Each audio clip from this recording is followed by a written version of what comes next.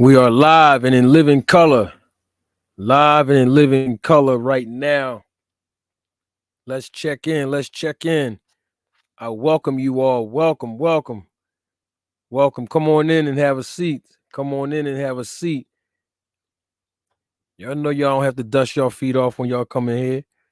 Y'all know y'all don't have to ring the doorbell when y'all come in here. Know why? Door already unlocked and it's wide open for you. So I welcome you all. Come on in. We got some great boxing to talk about this evening. Great business of boxing to talk about this evening. Let's get it. I'm going to give a few more, moments for more people that I see that's entering into the live. So come on in. I welcome everyone that's entering in the chat. Salute to you all. Come on in. Come on in. Yes, we will be starting momentarily. I'm excited this evening because of the sport of boxing. We're going to talk about some boxing this evening, some business of boxing this evening. Let's talk about it. Yes. The air fryer is here this evening. Yes, indeed. Yes, sir. Yes, ma'am. Come on in, y'all. Welcome. Come on in. We about to get it popping. I'm just plugging the air fryer up now. I'm just plugging the air fryer up now, so we can start air frying this evening on the business of boxing. So we will be starting momentarily. Come on in, y'all. We welcome you. Welcome.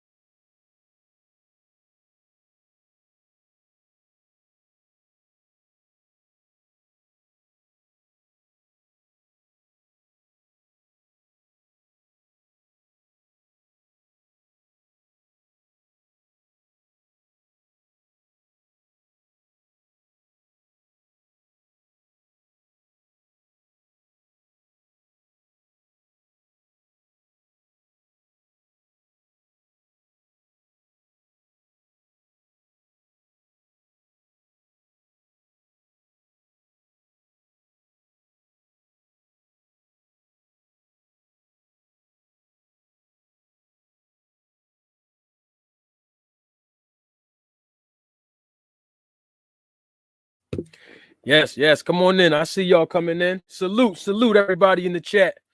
I'm just plugging up the air fryer. Yes.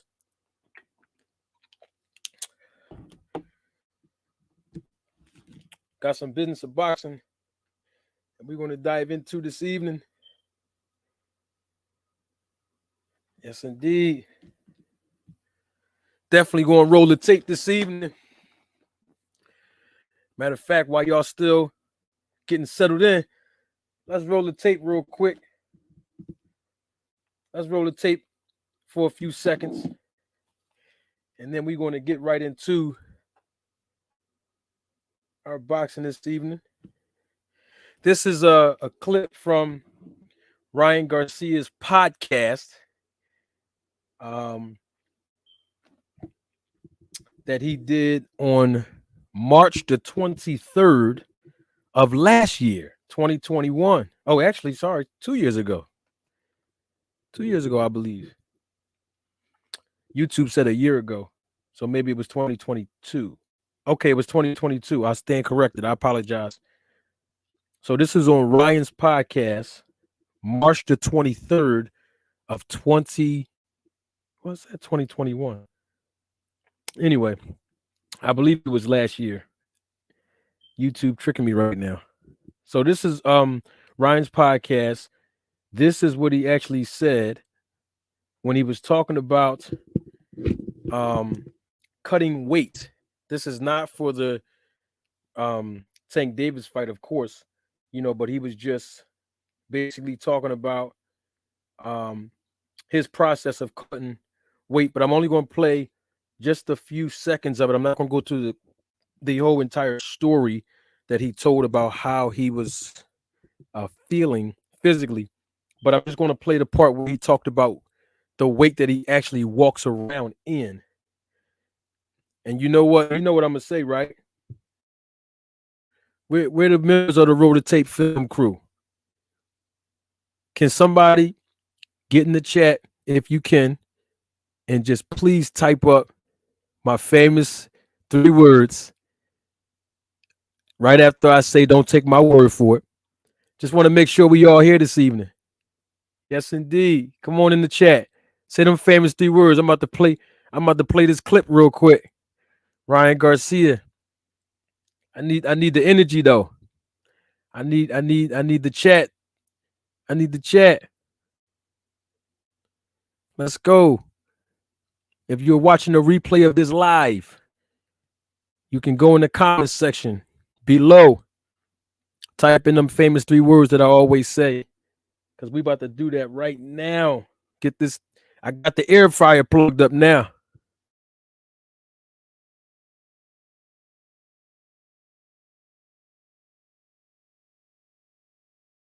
Yeah, so okay, here it come. Thank you. I see y'all.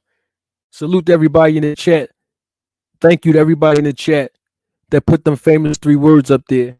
So I stand corrected. This was March the 23rd, 2021. So this is nearly 2 years ago, where Ryan Garcia was on his own podcast.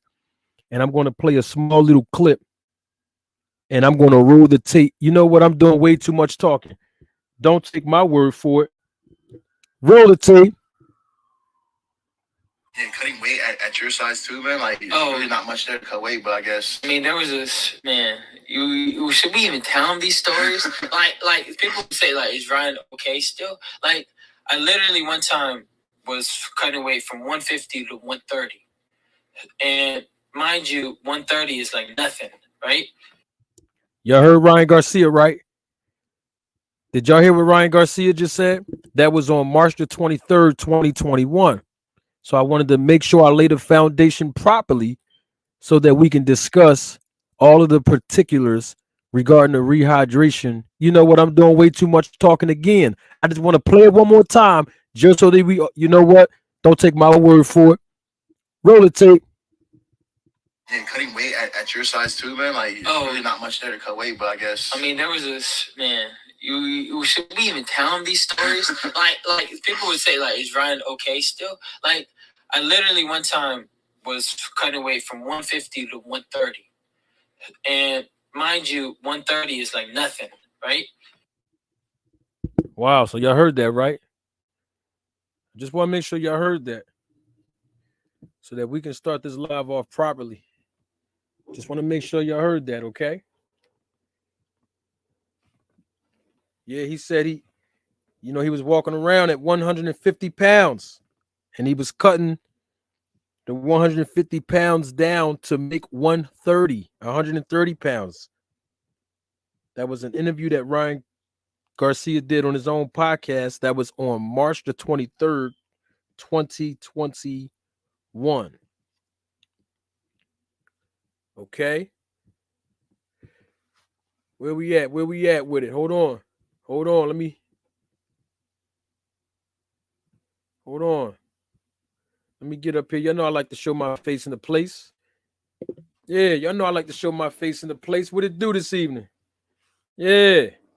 I just want to make sure we all was on the same page this evening. We got some good boxing to talk about this evening. You know, the business of boxing this evening. Yes, indeed. Ladies and gentlemen, members of the jury, members of the Rule the Tape film crew, I welcome you all to the channel. To all of you that's in the chat acknowledging me, I want to say salute. Salute to all of you in the chat. If you're here for the first time watching this or watching the replay of this live, I want to salute you and welcome you as well, because on this channel, we definitely deal with all of the facts. We deal with logic. We deal with truth. And what is truth? Truth is fact and reality. And so we're going to deal with all of that this evening. If you are watching this live and you were sent by someone else to come spy on Manager Marty and come be a guard dog and be a part of the crew who's listening in just to hear what I'm talking about or who I'm talking about so that you can go run back to others and tell them, I welcome you as well. And of course, I have to welcome everyone else who's watching this live and even the replay of this live, whether you are a content creator or not, and you're taking notes. I salute you and I welcome you because let me say this, and I'm going to start saying this in the beginning of most of my broadcasts so that we all can be on the same page. If only one person learns at least one thing about the sport and the business of boxing that you do not know or that you did not know before you encountered my content, I promise you, I'm satisfied. And I see a brother in the chat, Paul Counter Boxing. Salute to you. I was on his channel just last evening, and I said some things on the channel regarding this rehydration clause and the whole propaganda that's surrounding that issue. And I saved a little bit. Thank you, KO Boxing. I don't think KO is here with us tonight, but thank you. Shout out to KO Boxing. He told me to save a little bit for my live this evening. So, yeah, we're going to dive right into that. But before we do, I just want to discuss um, the fight that's coming up tomorrow evening.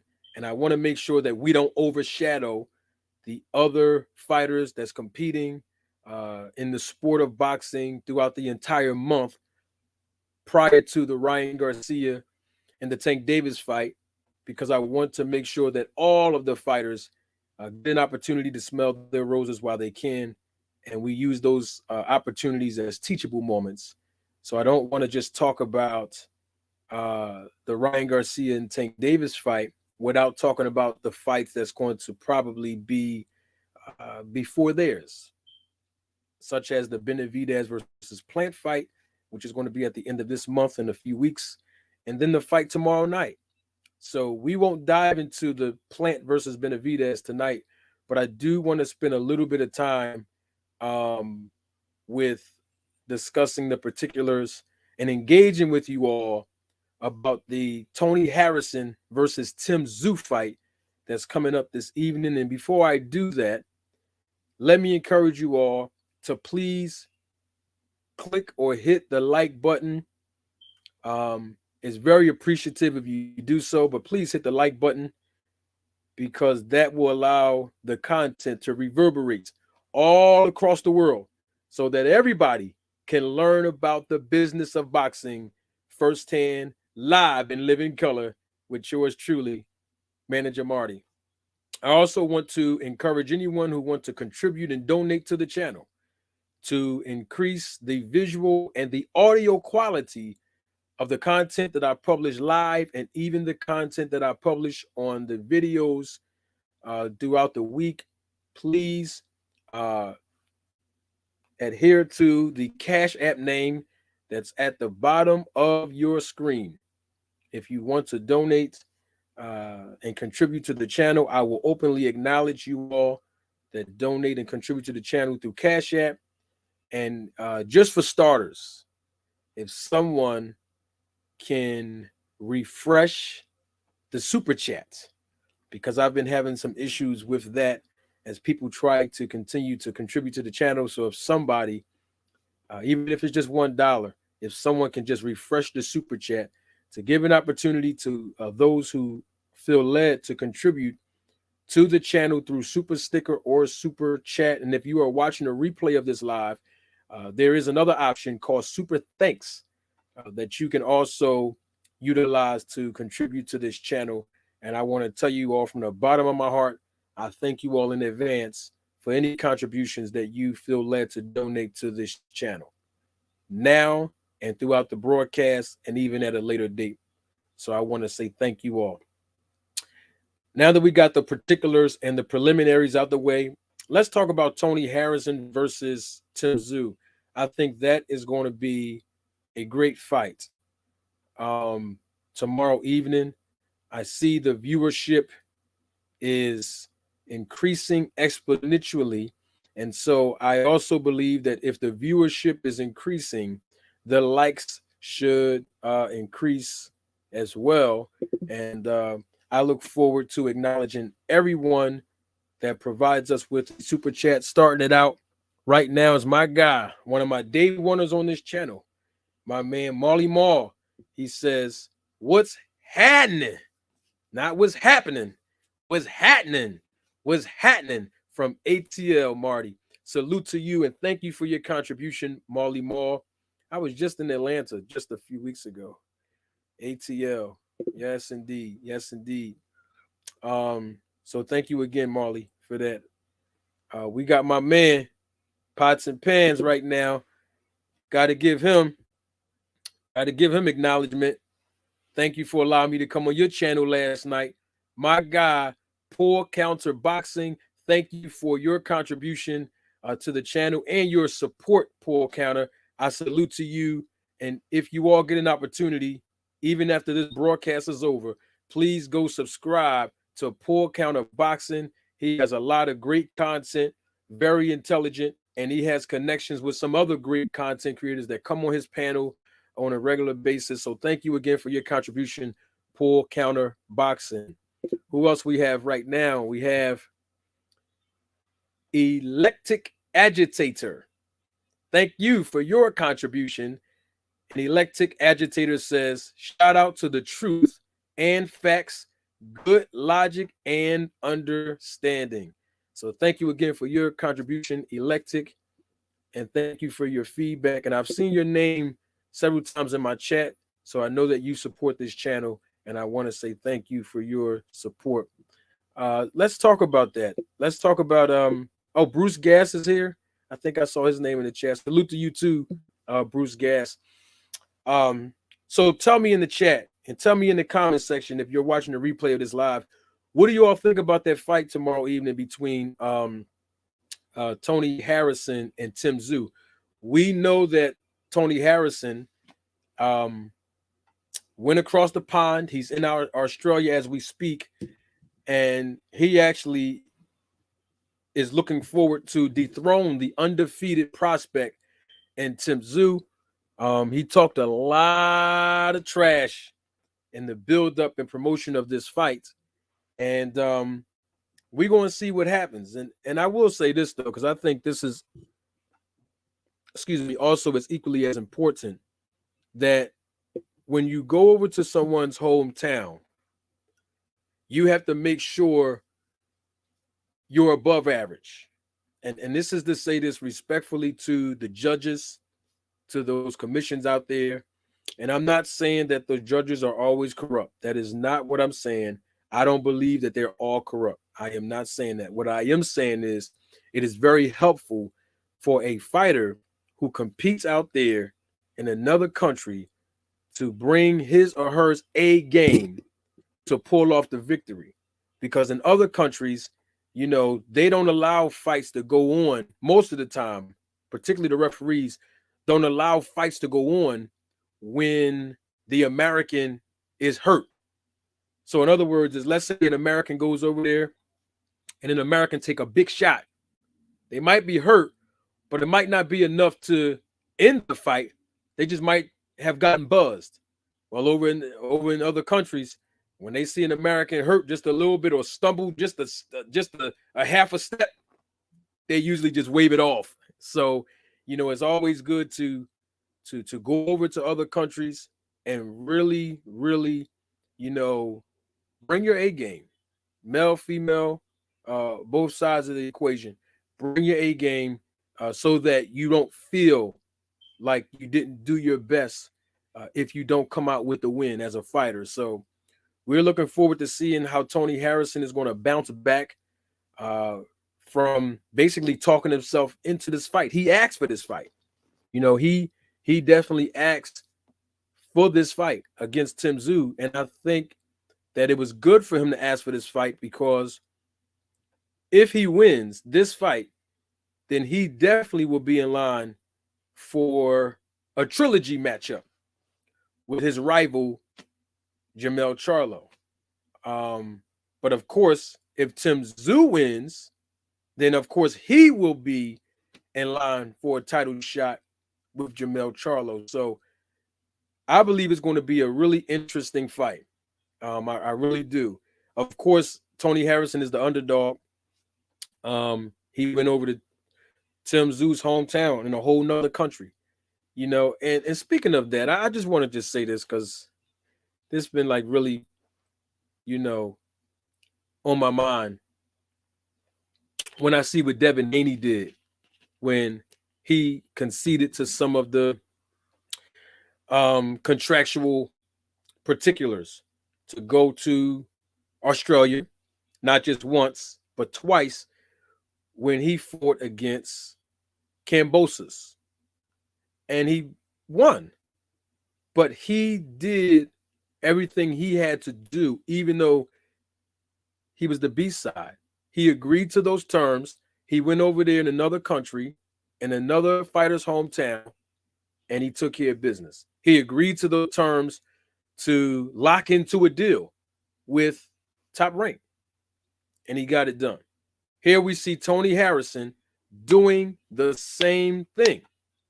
B-side, he's going to another fighter's home country. He conceded to probably some of the demands of the A-side, of course, but he got the deal done. Ryan Garcia, by all accounts, he conceded to some of the demands as the B-side in the contract negotiations against Tank Davis. And guess what? He signed the contract, and the fight's going to get done. Manager Marty, where you going with this? I'm so glad you asked. Well, this is the behavior of fighters who, despite being the underdog, fighters despite being the B-side, fighters despite conceding to contractual agreements, they get the fight done. And we still talking about Terrence Bud Crawford versus Errol Spence. I'm just saying. In other words, we would have liked to see Terrence Bud Crawford keep the same energy as these three fighters that I just mentioned. Him being the B-side against Errol Spence. Even if he have to concede to maybe 35% of the net profits, regardless of the fact, this is all about greatness and fighting the best. And I'm not saying that they're not negotiating. Him and Spence don't know, and some people may say that they don't care. Bottom line is, you just got to sign the contract if you want these big fights. And sometimes you do have to concede to certain, demands by the other party. But that's why negotiations are important, because negotiations are not one-sided. They're usually both-sided. They're usually both-sided. I don't think that sounds right. But it's two-sided, though, And the difference is when you have representation, and I always say this, can you all hear me? When you have representation, you get what you negotiate. You don't get what you're offered. And I want to keep that as the foundation to everything that I'm going to discuss tonight regarding Ryan Garcia versus Tank Davis. But I wanted to throw that Crawford versus Spence thing out there because it's just amazing to me how other fighters, they usually get the deal done, even if they have to concede to other people's demands on the A side, they still get it done because they say they want to be great and they want the fights. So I don't want to start this up as a Crawford versus Spence live broadcast or debate, but I'm just saying, all other fighters, they keep that same energy. Now back to Tony Harrison and Tim Tszyu. In the chat, what do y'all think about this fight? In the live broadcast, if you're watching the replay of this, tell me what you all think in the comment section. Let's engage tonight. We're gonna air fry. I just plugged the air fryer. Y'all know I'm the air fryer, right? I just plugged the air fryer up, so I'm just getting warmed up. Yeah. But before we do that, I like to set my live broadcasters up. If some of you all don't realize this by now, I'll give it to you live right now. I like to set my broadcasters up as we do in promotions and boxing.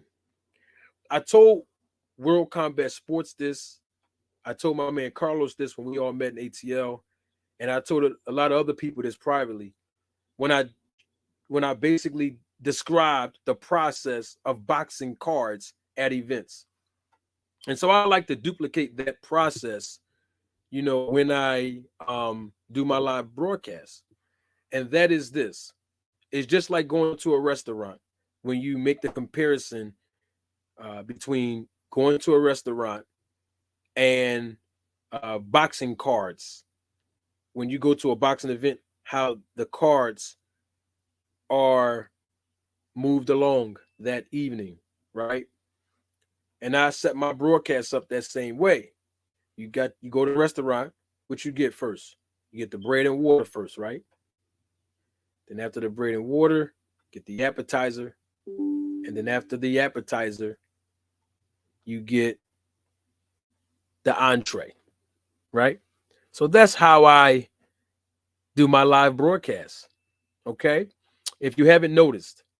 So when I say I'm plugging the air fryer up, I'm simply saying that I'm building the foundation. I'm getting you all to a place where we all can be comfortable. When we first come in, take your coat off, take your shoes off, relax. And then when we get to the climax, that's when we turn the air fryer up 400 degrees. Can you all hear me? Let me do a mic check. A mic check and a visual. Can you all hear and see me? If you can hear me, say loud and clear, because I don't want to sit back here and the microphone is all the way up here. If you can hear me, say loud and clear. Let's do a little mic check. I don't want to hold this microphone in my hand either all night, but I usually put it up here, but I just don't want to sit up all night like this just so you all can hear me and then sit back and you all can hear me because I have a very loud voice. Okay, loud and clear. I see somebody in the chat saying loud and clear. Let me get this super chat while we're doing this mic check real quick. Mel Cool J, thank you for your contribution. Says, what up, Marty? I look forward to Tuesdays and Fridays. Your lives always teaching, and I love learning. Oh man, Mel Cool J, thank you for your super chat again, and thank you for learning, and thank you for being patient with me, and thank you for looking forward to the lives on the Manager Marty show here on Tuesdays and Fridays. Salute to you, Mel Cool J. I like how you put that name together. Yeah, so what we got here? All right, everybody's saying loud and clear. All right, so what y'all think about this Tim Tszuy and Tony Harrison fight? Do y'all really think that Tony Harrison has a legitimate chance to go over to Australia and make something happen? Y'all think he'll win? Y'all think it'll be competitive? Do you think Tim Tszuy, a power puncher, will go in there and TKO Tony Harrison? Tell me what you all think. Let's cook on that for a little bit. Yeah. Salute to everybody in the chat, by the way.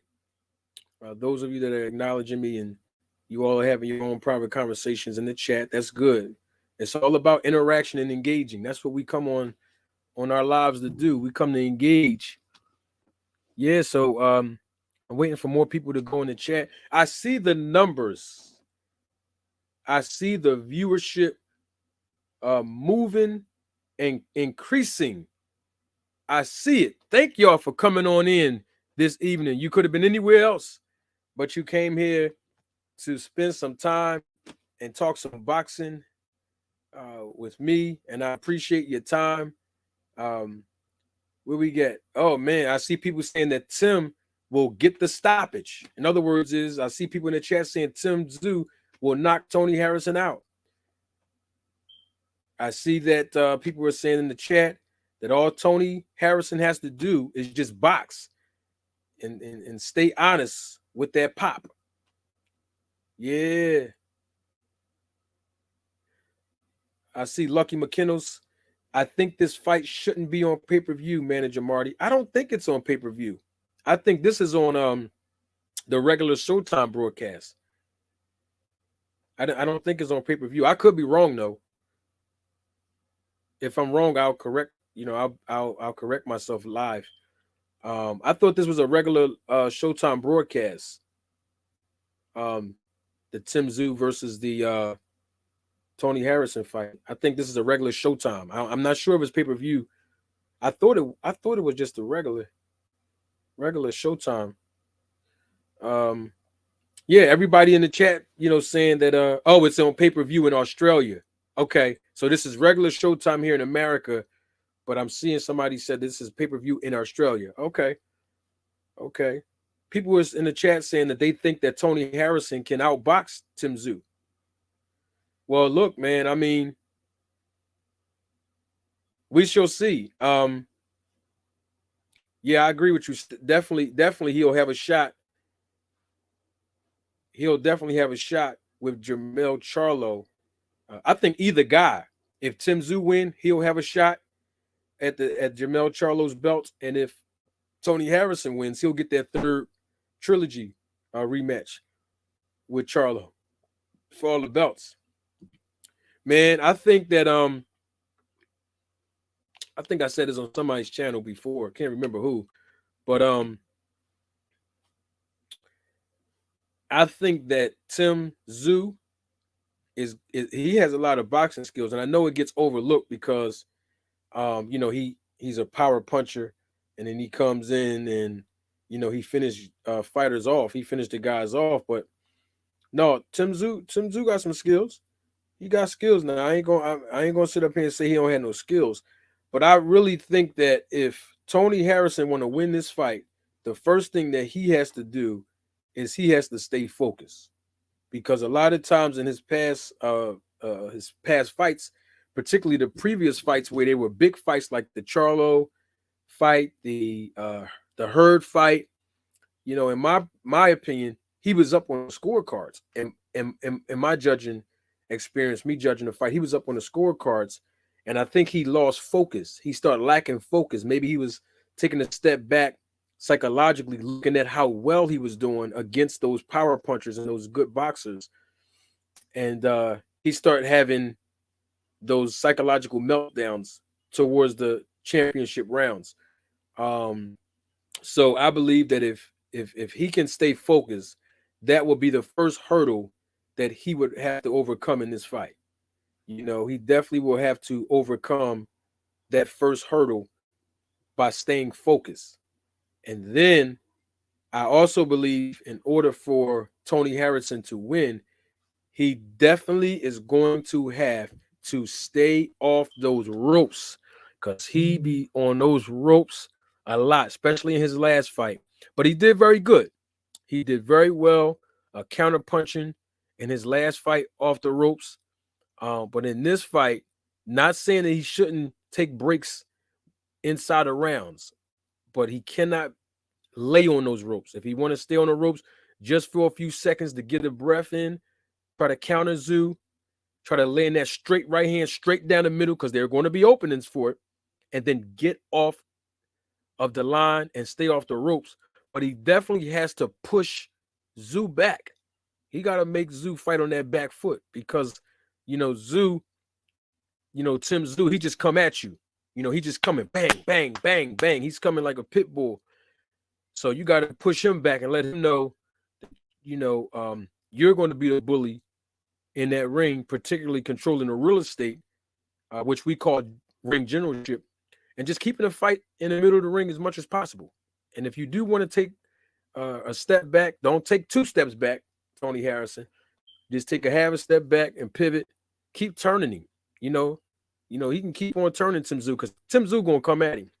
And Tim Tszyu, he mixes punches up. He don't just head hunt. He go to the body too. So I think it's going to be a really, really good fight. I think Tony Harrison put a lot of pressure on himself too, because he keeps calling Tim Tszyu basic. I've seen his interviews within the past 2 weeks, and I keep hearing him say, "Oh man, Tim Tszyu is basic. He's just up and down. And when you start talking about a fighter, how basic they are, when you lose to that fighter, then that fighter gets a bigger notch because you went in there as a fighter basically discrediting your opponent. And that could be perceived as underestimating your opponent too. You know, I would encourage Tony Harrison, talk trash, build the fight up, of course, show that you are confident, but at the same time, big the fighter up, especially when you're in their hometown. Yeah, big the fighter up. Yeah, hey, Tim Tszyu is a good fighter. He went in there and dominated those fighters. He did a wonderful job. I give him credit. He earned his wins. Man, he is exactly what y'all think he is. You got to build the fighter up. You know why?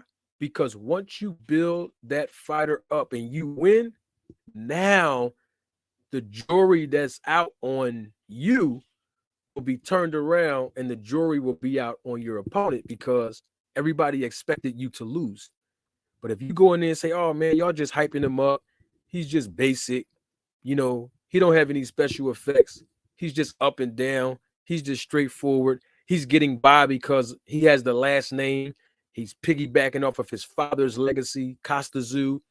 When you start talking like that, you have to produce in the ring. And I think that's more important than anything because it puts more added pressure on the fighter who's talking all the trash. And it's good to trash talk. I mean, Mayweather trash talk, but the truth of the matter is Mayweather went in the ring and he produced. You know what I mean? So that's important.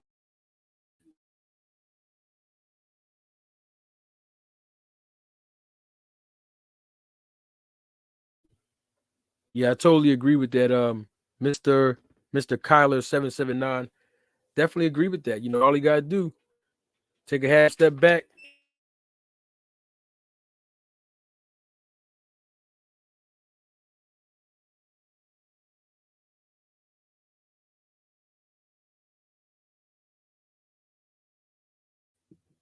Yeah, definitely gotta stay focused.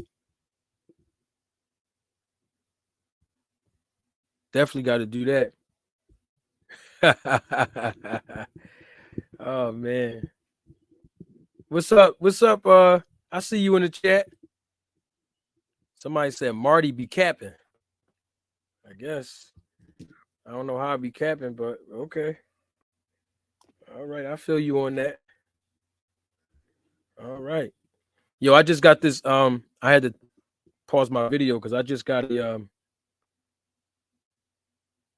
boxing scene article. Says that Triple G relinquishes his WBA middleweight title. Erislandy Lara upgraded to 4 titleists. Wow. So that's late breaking news. And you heard it. I ain't gonna say you heard it first here because somebody else probably would have reported it on YouTube anyway. Boxing Scene reported, and I just it was on Google. Google just, I don't know. Google just sent me this article, copy of this article here. So Triple G, he looked like he vacated his WBA middleweight title, and Erislandy Lara has been upgraded to 4 titleists. It's interesting that Danny Garcia said he wanted to fight he wanted to fight Erislandy Lara. Wow, that might be something since he looks like he's the new WBA middleweight title from what I'm gathering here on my phone. That's what's up. I see you all coming in. We about to start. The air fryer's warming up. Mr. AMG, salute. I see you in the chat. Carl Brown, I see you in the chat. Salute. LF, salute. I see you in the chat.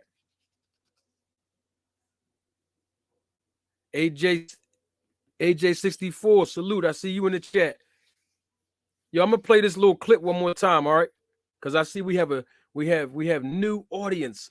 People are coming in. The numbers are increasing exponentially. So come on in live. I'm going to play this clip with Ryan Garcia. on his own podcast. I want to roll the tape one more time for the new audience that's just joining us, just so that we all can set the foundation to air fry on this topic between Gervonta Tank Davis and Ryan Garcia and the rehydration clause. So we're going to roll the tape on what Ryan Garcia said, and I'm going to need you all in the chat. Let's get some engagement going before I roll the tape. I need y'all in the chat, and if you're watching a replay of this live, to comment below and just type in them famous 3 words that I always say right after I say, don't take my word for it. Let's see if we all are staying focused tonight. We're going to have a good show this evening. But y'all know what I'm going to say. Before I say it, though, I need to see people in the chat. Put them 3 words in there. Let me know that y'all here. I like engaging with the audience. I like engaging with my boxing family here on YouTube. Yes. Let me see. All I need is one. All I need is one roll of tape. That's all I need to see is one roll of tape in the comment section. All I need to see is one roll of tape in the chat. We're going to get this thing popping. The air fryer is warming up. It's warming up. Let me see. Up. I see somebody said roll the tape. So this is Ryan Garcia, March the 23rd, 2021. And this is what he said on his podcast. Don't take my word for it. Roll the tape. Yeah, cutting weight at your size too, man. Like, really not much there to cut weight, but I guess. I mean, there was this man. You should we even tell him these stories? like people would say, like, is Ryan okay still? Like, I literally one time was cutting weight from 150 to 130, and mind you, 130 is like nothing, right? Did y'all hear that? Did y'all hear what Ryan Garcia just said on March 23rd, 2021? I'm going to play it one more time now. Let's hear what he have to say. Yeah, cutting weight at your size too, man. Like, really not much there to cut weight, but I guess. I mean, there was this man. You should we even tell him these stories? like people would say, like, is Ryan okay still? Like, I literally one time was cutting weight from 150 to 130, and mind you, 130 is like nothing, right? Y'all heard that, right? Y'all did hear what he just said. So that was on March the 23rd, 2021.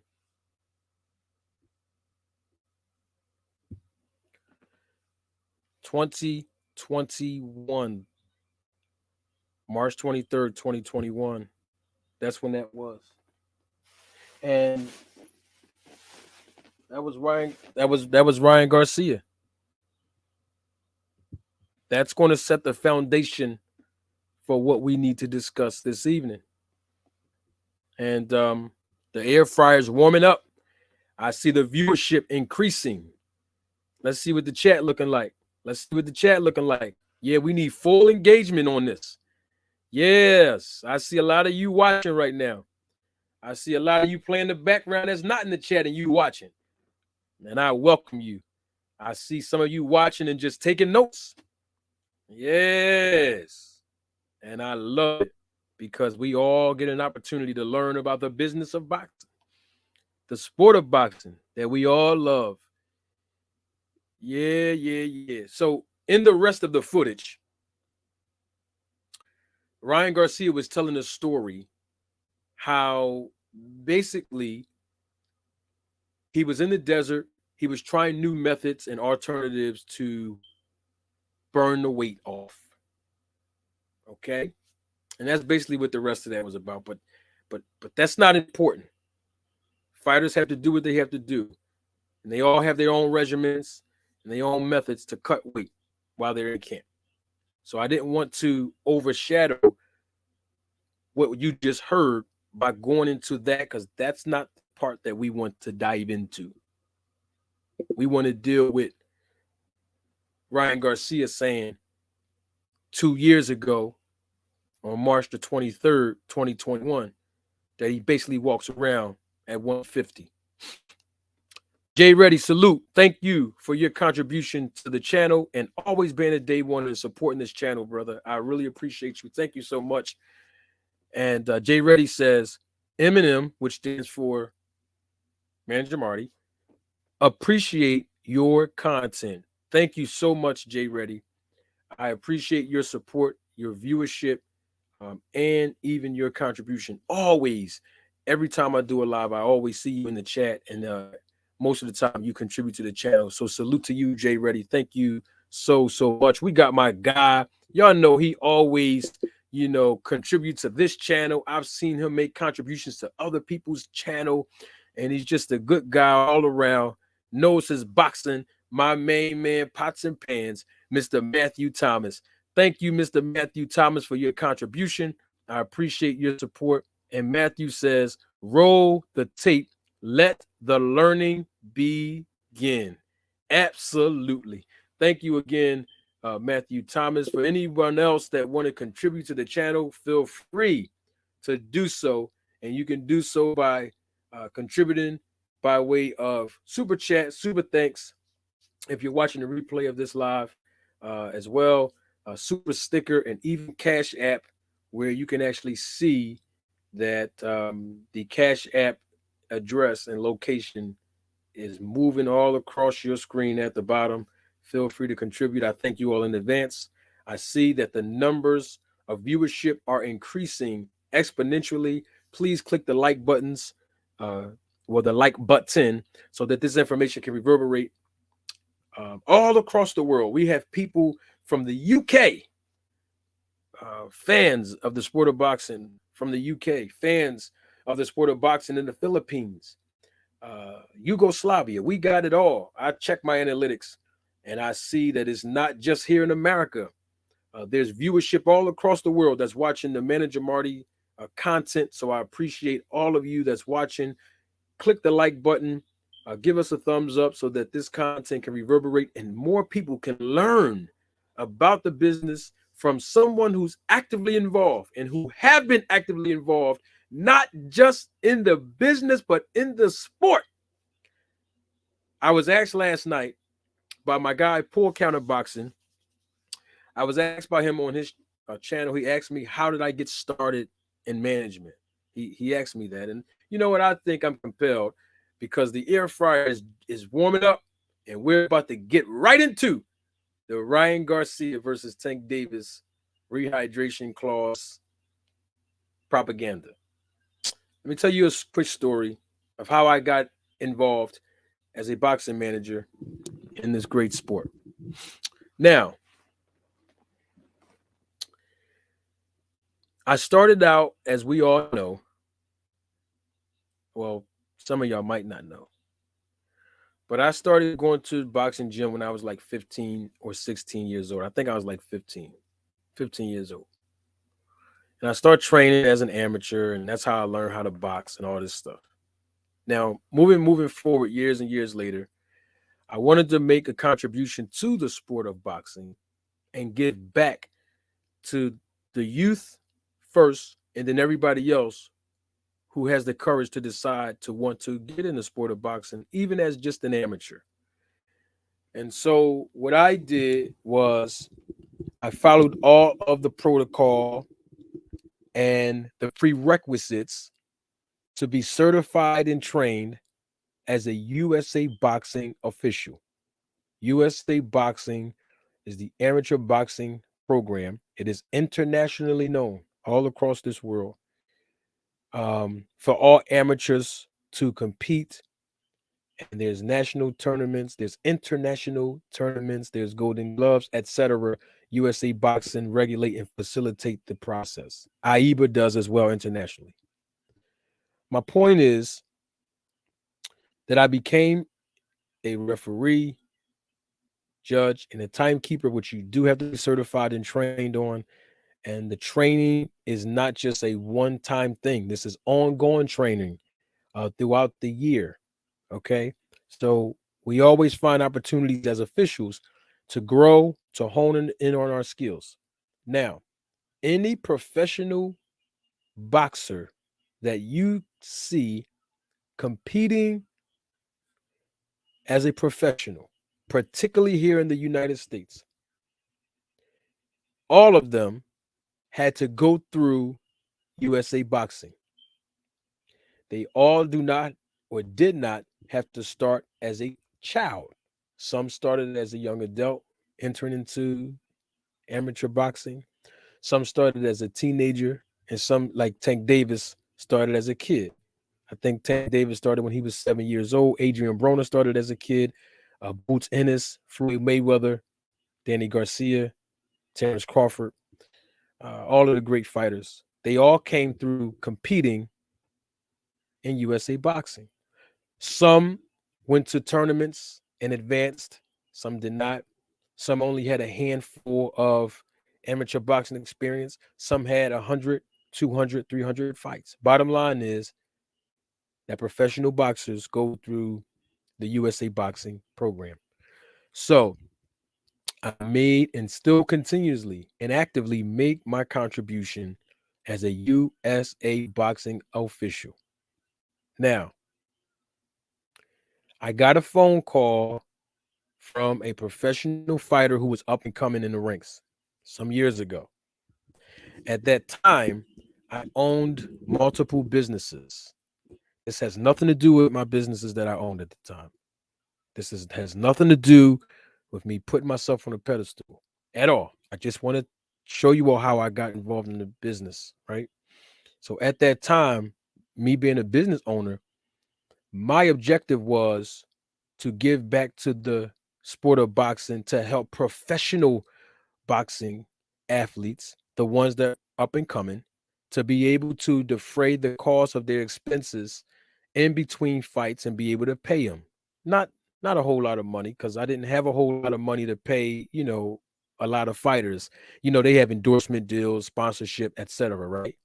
So I want to be a conduit to fighters to have some sort of money in their pocket in between fights, the up and coming fighters, in exchange for advertising for the businesses that I operated at those times.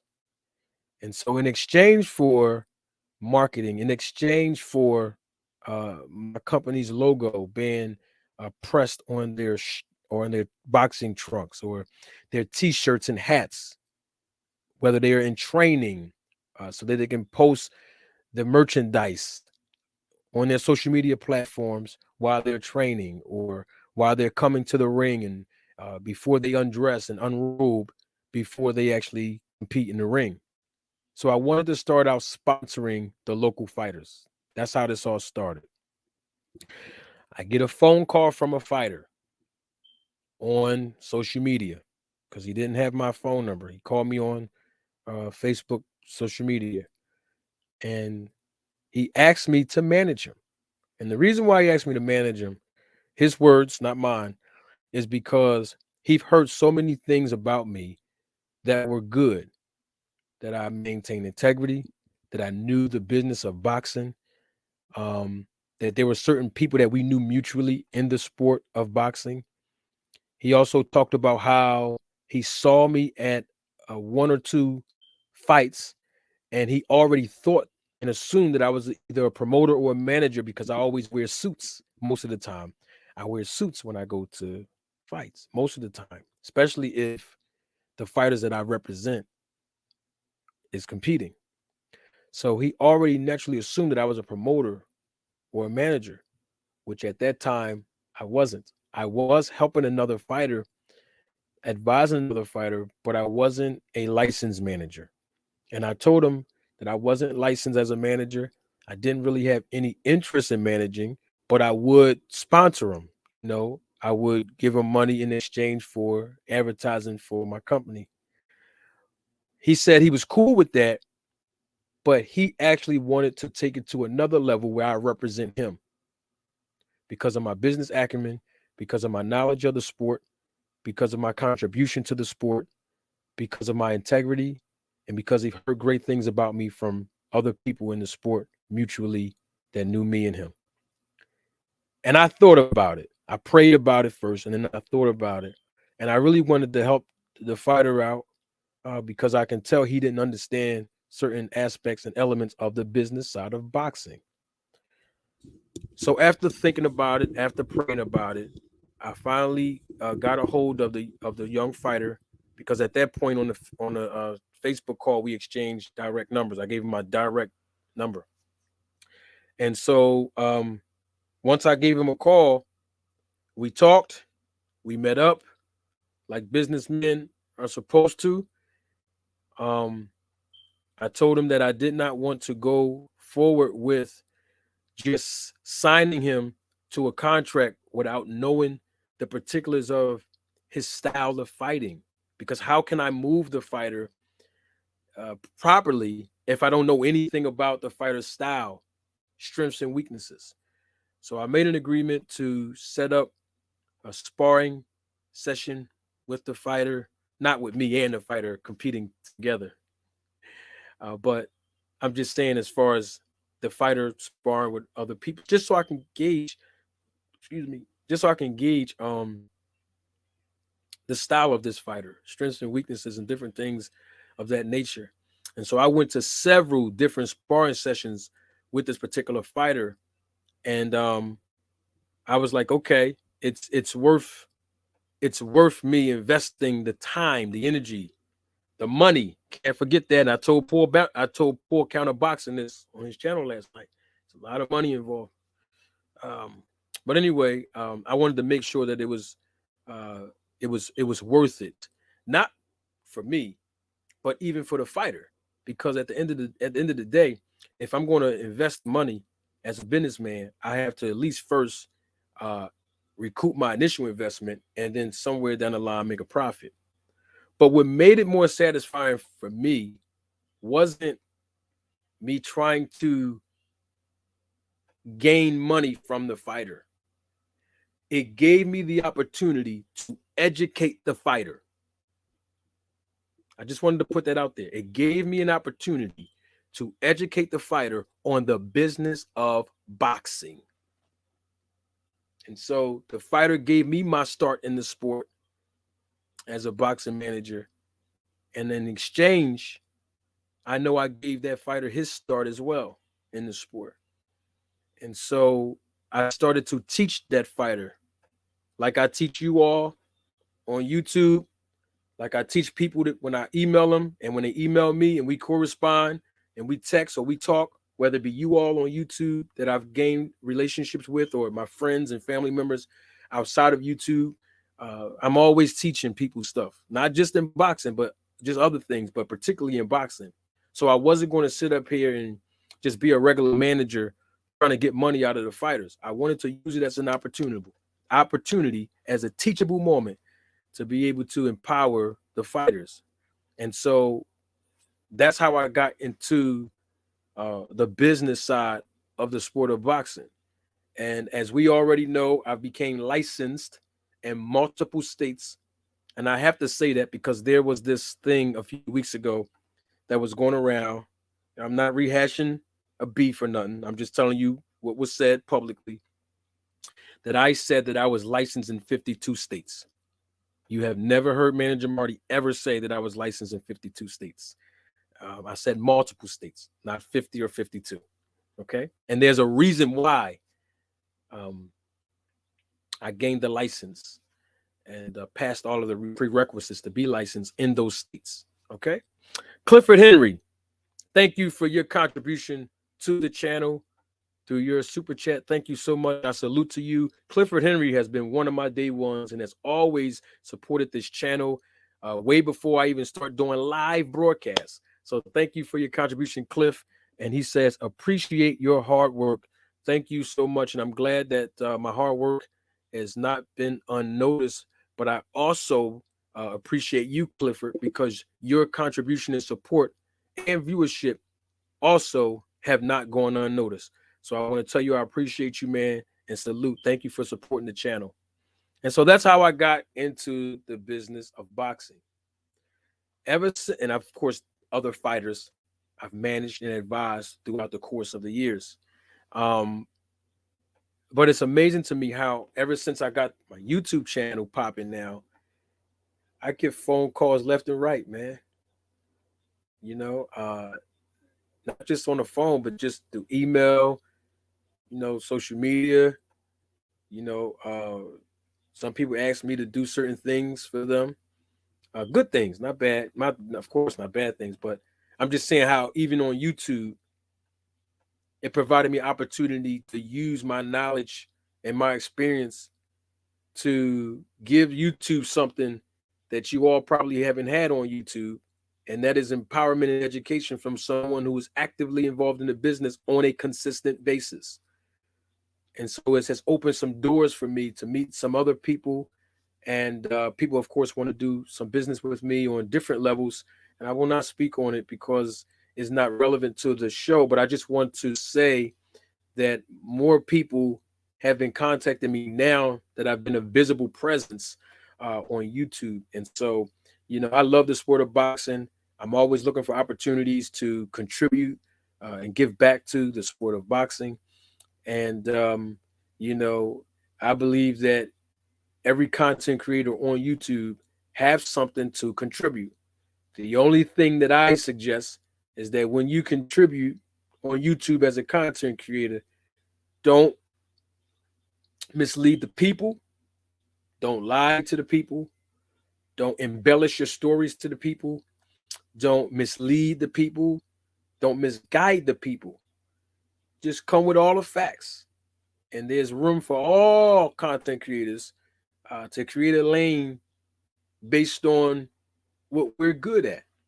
And I see that that's what's been going on YouTube, that there's a lot of good content creators who have carved out a lane for themselves and has built their own audience. In fact, if you really think about it, I've noticed this: we all share the same audience, right? So we all have a channel, like restaurants have restaurants. Today you might be at Chili's, tomorrow you might be at Del Frisco's. You know, the next day somebody might go to Fridays. You know what I mean? The next day somebody might just go to McDonald's. We all have our own channels, whether it be small, medium, and large in size, and we all have something to contribute to the fans of this great sport of boxing. So there's no point of discrediting people.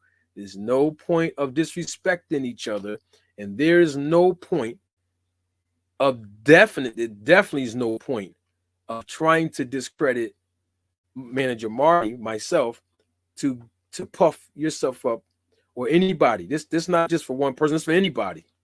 This goes out to anybody, because I know what I'm talking about, and I'm never going to lie to you all. I'm never going to puff myself up or exalt myself like I'm up here. I'm not going to act like I know something that I don't. If I don't know something and somebody asks me, I'm gonna say I don't know, but I'll find out for you. Um, if I didn't go through an experience, I will say I didn't have that experience. But usually I'm an open person. I'll tell you the experiences I've been through in the sport, and I have really nothing to hide. So, I said that because obviously you all was on my last live on Tuesday night, and there were some questions that I asked Blue Blood Sports TV. He did a live right after I went off line here. I believe that he was on the live, my live, because he heard everything that I said, and he replayed some of the audio from what I said, even if he wasn't on the live. But my point is, I know that was the last time you all saw me publicly. Talking about Tuesday night. So, yeah, we still need answers, though. It's no smoke. I don't think that Blue Blood responded to me after he did his live about me. And so it's no point in me responding to his live. It's really no point. I just want the answers that I asked on Tuesday night. Excuse me, the questions that I asked on Tuesday night to be answered so that the fans can be educated. Okay. And I just wanted to put that out there because it's the first time I came back on live since Tuesday evening. And of course, people wanted me to render a verdict on that because he did a live. And yeah, he did a live about me. It wasn't good at all. But that was his truth. It is what it is. It's no point in me coming back and saying nothing about his live because I want, let me not say I want. We need answers. And so I'm still looking for those answers. The fans, the subscribers, the viewers, we need answers to the questions that I asked. So if those questions won't be asked, if those questions won't be answered, what's the point of speaking on it now? But I wanted to render that statement since this is the first. You already heard me say that. We ain't going to keep on repeating ourselves. Let's move right along. Air fryer is on 200 degrees. Now let's get right into it. Y'all heard what Ryan Garcia said, right? We have a new audience that's just joining us live in living color. And so I'm going to play the audio one more time for the new audience that was not here earlier when I played it, because that's going to be the foundation for everything we're going to build on when we talk about this rehydration clause between Tank Davis and Ryan Garcia. Salute to everybody that's acknowledging me in the chat. I see you. And we're going to go, right back to the audio that Ryan Garcia said on March the 23rd, 2021, because I think that is as equally as important. And don't take my word for it. Roll the tape. Yeah, cutting weight at your size too, man. Like, really not much there to cut weight, but I guess. I mean, there was this man. You should we even tell him these stories? like people would say, like, is Ryan okay still? Like, I literally one time was cutting weight from 150 to 130, and mind you, 130 is like nothing, right? Okay, so we heard Ryan Garcia say out of his own mouth that he has been cutting weight at that particular time 2 years ago from 150 pounds to 130 pounds. Okay, so we could assume by him saying what he said 2 years ago, we can just assume that he walks around at a minimum of 150 pounds. That's important because a lot of people have had a lot of things to say about this rehydration clause, this, that, and the third. And so I want to make sure that we all are on the same page. We don't have to agree now. We do not have to agree. But I just want to make sure that we all are on the same page, right? If we're going to talk about the topic of rehydration, okay? Now, so we can assume, honestly assume,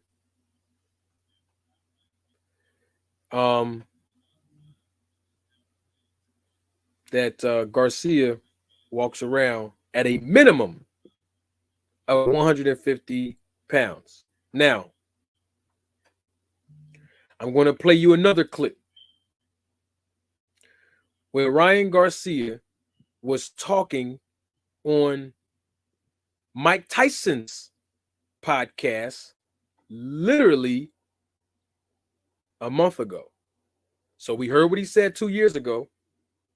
And then a month ago, he was on Mike Tyson's podcast. And let's hear what Ryan Garcia had to say on Mike Tyson's podcast about fighting Gervonta Tank Davis.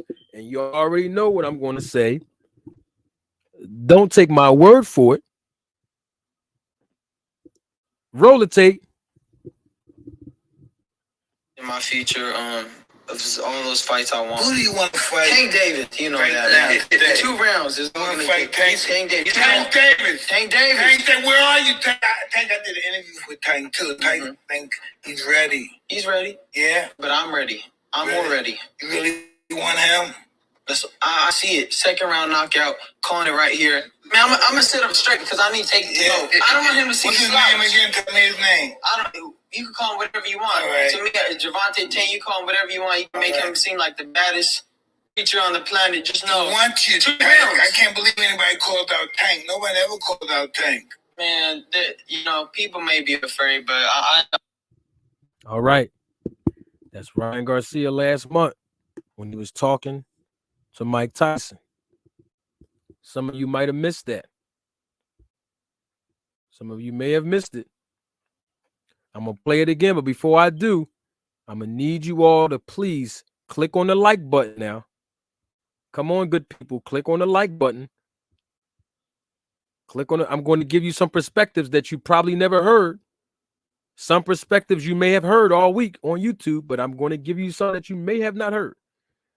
But I want everybody to understand that this is going to be used as a teachable moment now. And so I'm going to play this one more time, but I need you all to click the like button now. I need you to engage in the chat. We're going to have a good evening now. Air fryer on 250 degrees now. I'm going to play it one more again for the people in the back. This is Ryan Garcia last month talking on Mike Tyson's podcast. In my future, of all those fights I want. Who do you want to fight? Tank Davis, you know that. 2 rounds is all I'm going to fight. Tank Davis. Tank Davis. Tank Davis. Where are you, Tank? Tank, I did an interview with Tank too. Tank, think he's ready. He's ready? Yeah. But I'm ready. I'm more ready. You really want him? I see it. 2nd round knockout. Calling it right here. Man, I'm going to sit up straight because I need to go. I don't want him to see me. What's his name again? Tell me his name. You can call him whatever you want. Right. To me, Gervonta Davis, you call him whatever you want. You can make him seem like the baddest creature on the planet. Just know. I want you, 2 rounds. I can't believe anybody called out Tank. Nobody ever called out Tank. Man, people may be afraid, but I know. All right now. Y'all heard that now. Just want to make sure we clear on 2 things now. I want to make sure we clear on 2 facts now.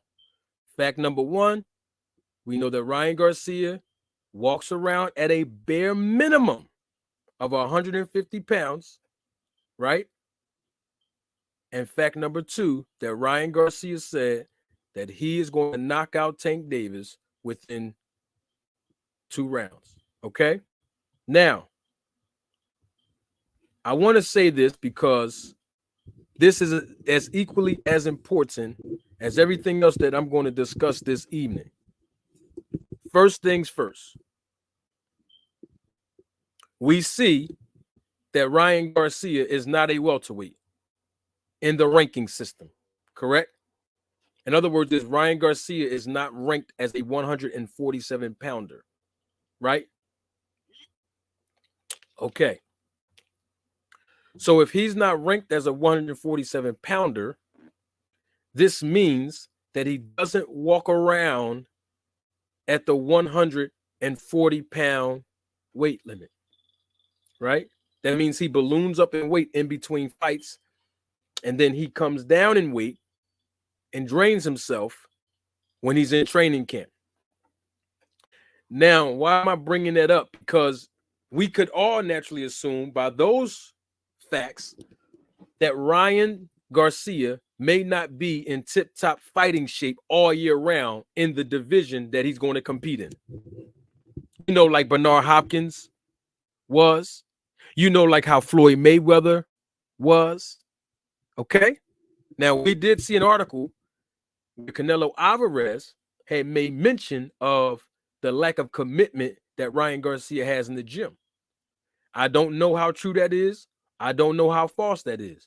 But we do know that Ryan Garcia walks around at a weight class that is not the same weight class that he is competing in. I just want those 2 facts. That's the first fact. And the second fact is that he said he would knock out Tank Davis within 2 rounds. Okay? That's the premise that we're going to work on, and then we're going to keep moving up.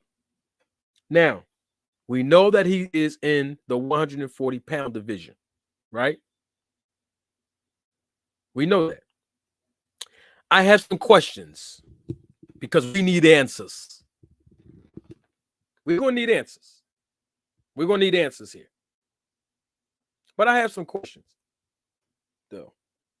And I have some statements I want to make, too. The first statement I want to make, I want to know this. The first statement is a statement, and then the question is going to come follow behind that. And I'm not saying that it hasn't been done, but I haven't heard anyone, whether it be a reporter, journalist, content creator, I haven't heard anyone speak on the weight as an issue between Tank Davis and Ryan Garcia before the press conference in New York. Not saying that nobody spoke on it. I'm just saying I haven't heard or seen anyone, reporter, journalist, or content creator on YouTube, speak on the weight issue before the press conference in New York. So my question is, why not? I mean, there's reporters, journalists, and content creators speaking on it now, but before the press conference in New York, when the fight was first announced, I haven't heard or seen. And this is not a shot at a journalist. This is not a shot at a content creator. This is not a shot at a reporter. I'm just saying I haven't heard or seen anyone speak on the weight disparity between Tank Davis and Ryan Garcia before the press conference in New York. And my question is, why not? Because we all that follow boxing know that in both Ryan Garcia and Tank Davis's last fight, they were not fighting and competing in the same weight division. Right? So question number 2, why is it a problem now?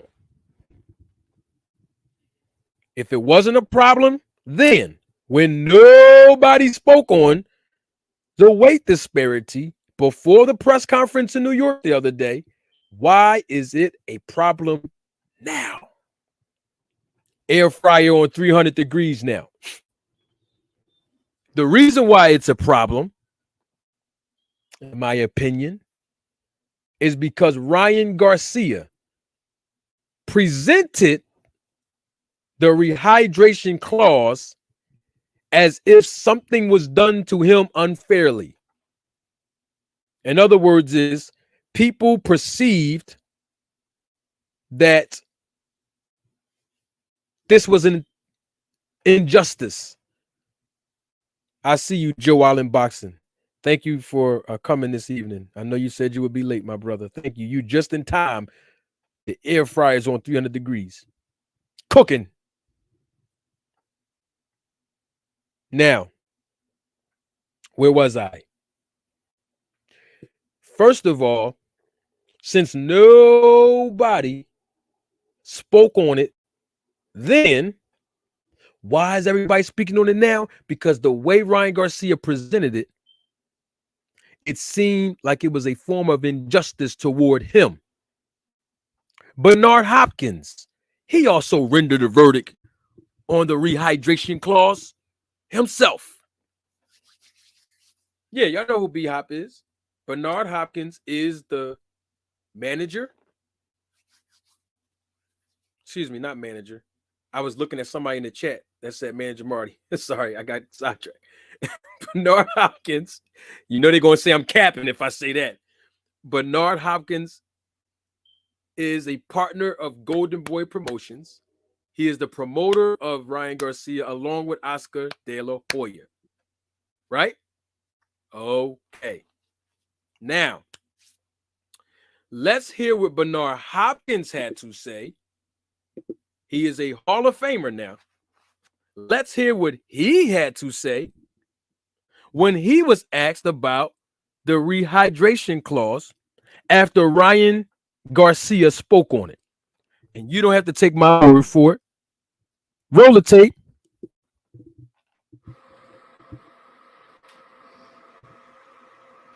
What do you make of the rehydration clause? What's your opinion on that? Surprised a lot of folks when Ryan said it yesterday. I said it again. I said it to this young man earlier. I said it to this whole line. Ryan gave up so so much to do this fight. What did it tell you? Don't look at why. Look at why not. Dare to be great, to do daring things, right? I dare to be great, and I threw the flag down in Puerto Rico and live to talk about it. They tell me they ain't ballsy. When you dare to be great, you'll give up things that people can't recognize and understand and think you must have lost your mind.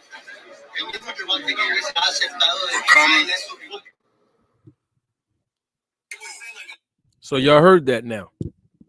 That was Bernard Hopkins, the promoter of Ryan Garcia. He said, when you dare to be great, sometimes you got to do things that make people say, is this person crazy? What's wrong with this person? You do have to concede to some demands. But if you want to dare to be great, you know what? I'm doing way too much talking. Let's play that one more time for the people in the back.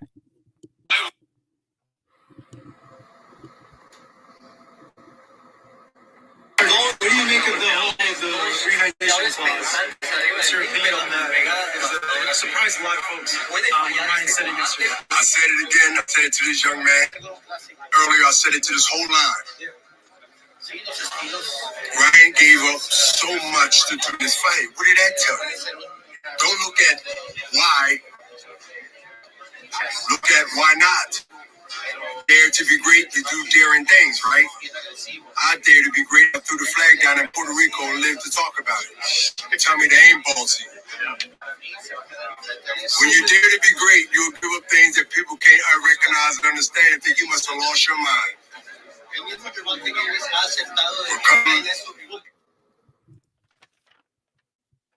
So we heard what Bernard Hopkins just said. He's dared to be great, and he's done some controversial things. And he made a reference to throwing a flag down in Puerto Rico when he was about to fight Tito Trinidad in the build-up and promotion of that fight. Right? Let me get this super chat. We're going to keep on air frying because the air fryer is going up another 50 degrees. Thank you, Toon, for your contribution and support to the channel. Toon says, if Ryan had an issue, he shouldn't have signed the contract. Tank is a side. Canelo did it. Floyd did it. Pac did it, meaning Pacquiao. Oscar did it. All these just excuses not to give Tank his credit after the fight. Now, somebody else did it too, Toon. Somebody else did it too. Bernard Hopkins did it. Yes, he did. Oh, yes. Bernard Hopkins did it as well. Let me tell y'all when he did it. Now, y'all remember when Kelly Pavlik fought Jermaine Taylor 5 months after the first fight? Remember when Kelly Pavlik knocked out Jermaine Taylor? I watched that fight live. Great fight. Well, 5 months after that first fight, Pavlik fought Jermaine Taylor for the second time. Y'all remember that? Kelly Pavlik and Jermaine Taylor, they came in at a catch weight. Okay? Because remember, Kelly Pavlik was still the 160-pound middleweight champion of the world. So they both weighed in at 164 pounds at a catch weight. Now, was there a rehydration clause? We don't know. But the point I'm making is that catch weights and rehydration clauses in this business are standard operating agreements. These are standard protocols. Okay? These are standard operating procedures and agreements. So I don't want us to get the illusion that this is the first time that we've ever heard or even known about a rehydration clause in this business. And the minimum is usually 10 pounds anyway. In every rehydration clause, most of the time, the minimum is 10 pounds. Coach Amber, salute to you, Coach Amber. Thank you for your contribution to the channel. Coach Amber says, I will give Tank credit for being a pup killer. Thank you again for your feedback. Hey, Coach Amber, let me ask you a question. I think I saw you in my comment section earlier today, and I think you made a reference to me giving you advice. I asked you in the comment. I don't know if you responded yet earlier.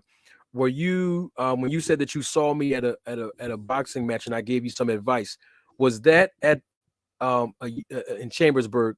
You said was that a USA boxing match or was that a professional match? Coach Amber, you can give me the answer in the chat because I really want to respond to that, and I appreciate you recognizing me, giving you advice in Chambersburg when you fought. I just don't know if it was as an amateur or a pro. But in any event, so let's get back to that while we're waiting for Coach Amber said it in the chat.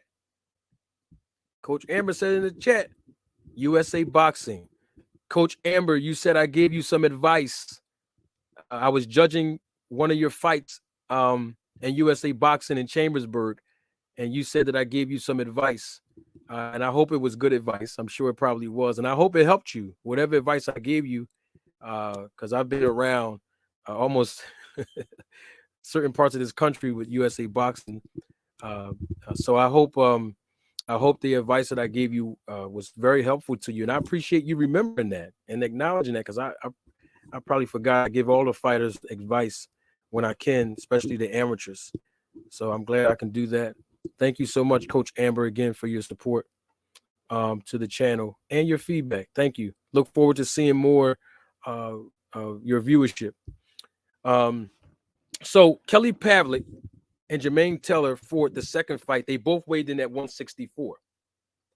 But 4 months later, after the Taylor fight, right, after Pavlik fought Jermaine Taylor that second time, he had to go back down and weight to defend his middleweight title against Gary Lockett. Y'all remember that on HBO? Y'all remember that fight? And Kelly Pavlik weighed in at 159 pounds. And watch this, ladies and gentlemen, members of the jury, members of the Roll the Tape film crew. 4 months after that fight, Kelly Pavlik took on Bernard Hopkins in Atlantic City. And guess how much Pavlik weighed that night? 169 pounds. And Bernard weighed 170. Right? So, of course, you know, Bernard Hopkins would be the naturally bigger man after rehydrating the next day. So let's put this in proper perspective now. You got Kelly Pavlik 5 months after the first fight with Jermaine Taylor. He comes in at 164 pounds. 4 months later, he comes in to defend the title, dropping down in weight. He weighed in at 159 pounds. 4 months after that, he goes back up in weight at the highest weight that he ever fought at, and he weighed in at 169 pounds at a catch weight to fight Bernard Hopkins. So out of 3 fights consecutively, Kelly Pavlik fought and competed at 2 catch weights in his natural weight in between the catch weights. So Bernard Hopkins understands the psychology behind catch weights and rehydration. But y'all heard what B-Hop said. He said, you have to dare to be great.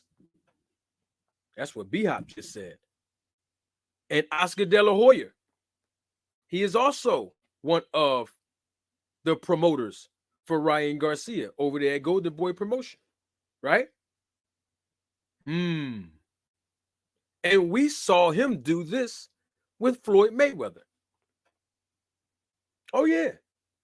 He weighed in, De La Hoya did, I believe, at 154 pounds, and Mayweather weighed in at 150 pounds. Do we know if there's a rehydration clause in that fight or not? No. I would assume it wasn't, since Oscar De La Hoya was the A side. But we haven't heard anybody say anything about rehydration clauses.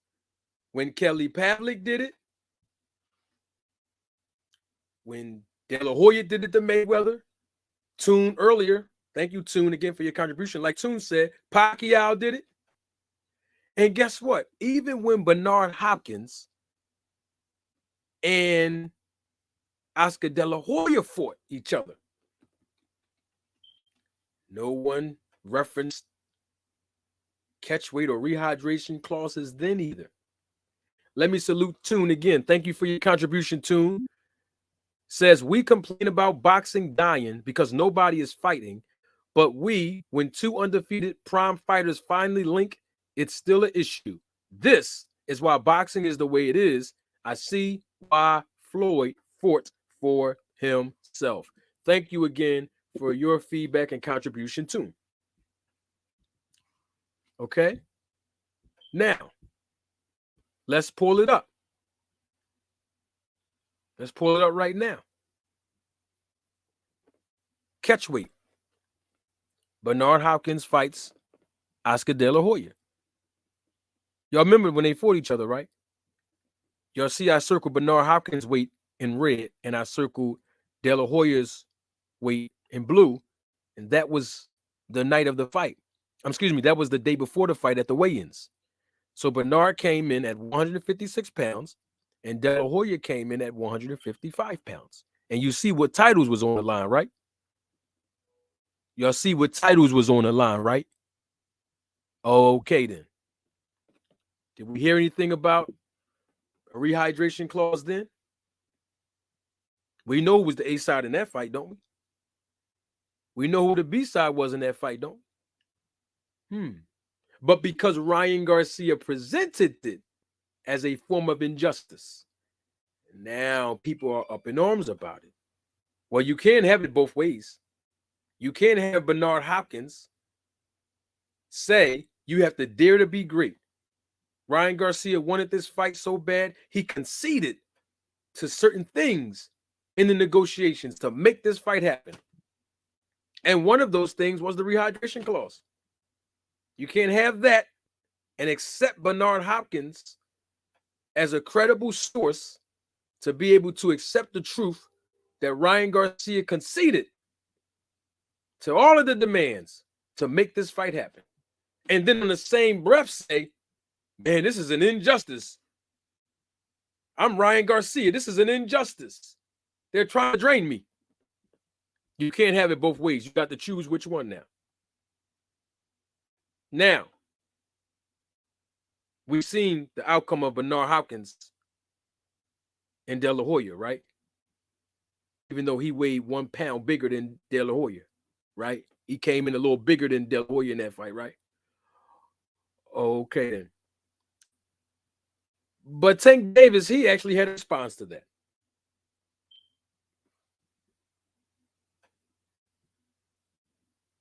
Right? Right? And we're going to listen to the words of Tank Davis himself. So we got to point something out also about rehydration and catch weight. Don't forget now, Ryan Garcia, he not only has Oscar De La Hoya that he can learn from and drink from the well of the experience of catch weights and rehydration with De La Hoya. Not only does he have Bernard Hopkins with him, where he can drink from the well of catch weight and rehydration to do it properly, but he also have a Hall of Fame trainer in his corner, Joe Goosen, the brother of the late Dan Goosen, former promoter of Goosen Tudor. Shout out and salute to Joe Goosen. I got love and respect for Joe Goosen. He has a wealth of wisdom and experience in his corner with the 2 Hall of Famers who were professional athletes, now promoters, and Joe Goosen.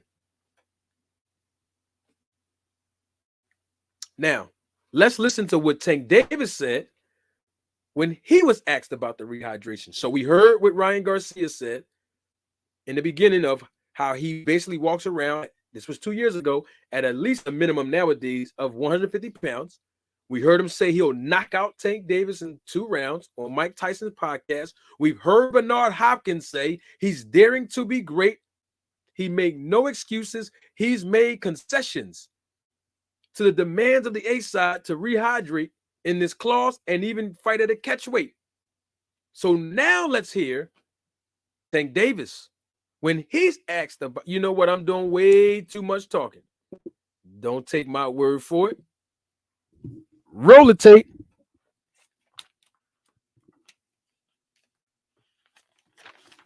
I said roll the tape. I was like, come on, manager Marty, roll the tape. All right, I'm about to roll the tape. Here you go. Don't take my word for it. Let's hear what Tank Davis had to say when he was roll the tape. He's home. It's like me walking in his house. You know what I mean? If you was in Baltimore, it's like it'd be a little different. Gervonta, why did you want this fight to take place specifically at 136? I wanted to be at 35. That's our weight class, 135. He the one that said he wanted to do it at a catch weight. Try to do it at 37, 38. We don't fight at 38. We fight at 35. I gotta fight him at 140. He's bigger than me. That don't make no sense. You fought once at 140. Were you not comfortable at that weight class? I fight at 135. That's my weight class, and that's what it puts been at. They wasn't gonna take the fight if it was at 135. I mean, 136. Did y'all hear that? He was asked, why did you want it at 136? Tank Davis, why did you want this fight at 136? Because that was how Ryan Garcia presented. Ryan Garcia said that Tank Davis wanted this fight to be at a catch weight with the rehydration clause so he can drain Ryan Garcia. Tank Davis was asked, why did you want this fight to be at 136? He said, I never wanted this fight to be at 136. I wanted this fight to be at the weight that I compete in at 135. Ryan Garcia asked for a catch weight. Let me play it again for the people in the back. See, I'm being very neutral here. I just want us to paint the full picture now so we can get all the facts on the line. I'm being very neutral. But I want to make sure we all on the same page now. Because the air fryer is at 400 degrees. So let me play this again. And this is Tank Davis. I'm doing way too much talking. He's home. It's like me walking in his house. You know what I mean? If you was in Baltimore, it's like it'd be a little different. Gervonta, why did you want this fight to take place specifically at 136? I wanted to be at 35. That's our weight class, 135. He the one that said he wanted to do it at a catch weight. Try to do it at 37, 38. We don't fight at 38. We fight at 35. I gotta fight him at 140. He's bigger than me. That don't make no sense. You fought once at 140. Were you not comfortable at that weight class? I fight at 135. That's my weight class, and that's what it puts been at. They wasn't gonna take the fight if it was at 135. I mean, 136. Y'all heard what Tank Davis said? He said they wasn't going to take the fight. They wasn't going to take the fight if it wasn't at 136.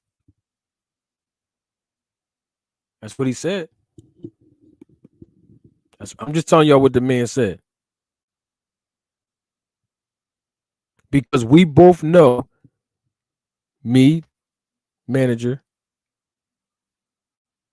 and me, the manager of Ryan Garcia. This is me being a manager now of Ryan Garcia. We both know, me and my client, Ryan Garcia, we both know that we're naturally bigger than Tank Davis. So, of course, we're going to try to have this fight at 140 so that my client can have an advantage, which is what De La Hoya and Golden Boy was trying to lobby for originally. Now, I'm the manager of Tank Davis. I'm just giving y'all a perspective of business. I'm the manager of Tank Davis. You know what I'm going to tell Ryan Garcia's representation? Oh, no. No. We're not doing that. Oh, no. No. Why do we got to move up at 140 to acquiesce to y'all when we are the A side? Your client or your fighter, Ryan Garcia, is the B side. So why do my client and Tank Davis have to acquiesce to y'all? The man said he's going to knock my client out within 2 rounds last month. The man said 2 years ago that he had to drain 20 pounds, walking around at 150 pounds to drop down to 130. So it's clearly evident that Ryan Garcia is much bigger than my client, Tank Davis. Now, you don't have to take my word for it as his manager, but at least we can look at Ryan Garcia's last 3 fights. We can look at Garcia's last 3. I circled it all in red. Hold on, let me take this what's the name off so everybody can see it now. Hold on 1 second. Let me take this banner off real quick so we all can see it now. So this is Ryan Garcia's last 3 fights. Can y'all see that? I hope y'all can. If y'all can, I'm going to say it out loud anyway so that you all can see. I just want to make sure we have it on record so that everybody can see it. So basically, if you look, you'll see that Ryan Garcia weighed in when he fought Luke Campbell at 135. That was on January 2nd, 2021. Now, remember, March 23rd, 2021, we heard him on his own podcast, said he walked around at 150. Okay. He fought Luke Campbell January 2nd, 2021. He weighed in at 135. 3 months later, on April the 9th, 2022, when he fought Emmanuel Tago, he came in at 138 3/4 pounds. This is Ryan Garcia's weight that he weighed in. And then, I'm sorry, I apologize. I want to correct myself. So on January 2nd, 2021, we see he fought Luke Campbell at 135. He weighed in at 135. 2 months after that, he does the podcast where he talked about him walking around at 150.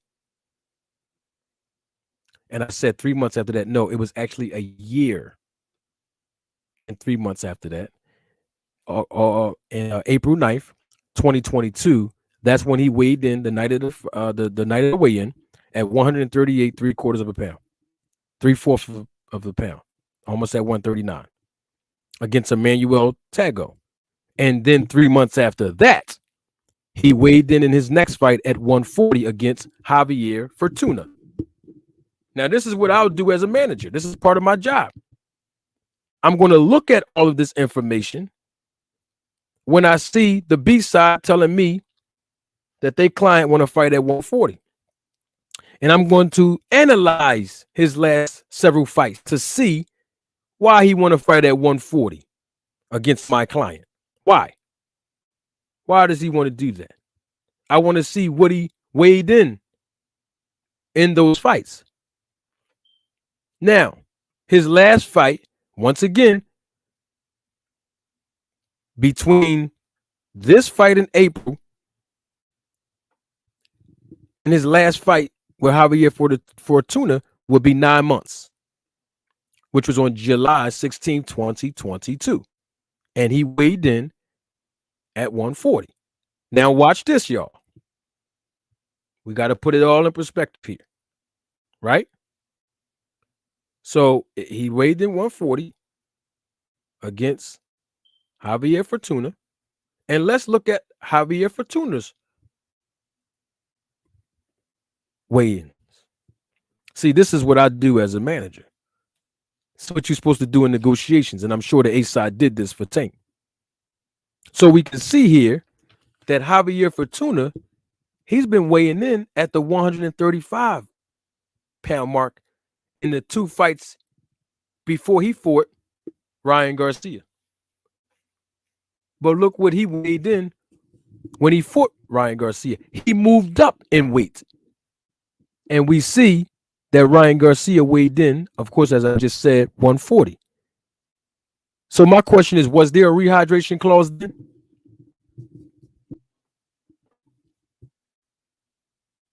When the A side, Oscar De La Hoya, Bernard Hopkins, and Golden Boy Promotions, when they reached out to Javier Fortuna back in July of 2022, and they paid him to move up in weight to fight a bigger, stronger man in their client, Ryan Garcia, was there a rehydration clause then?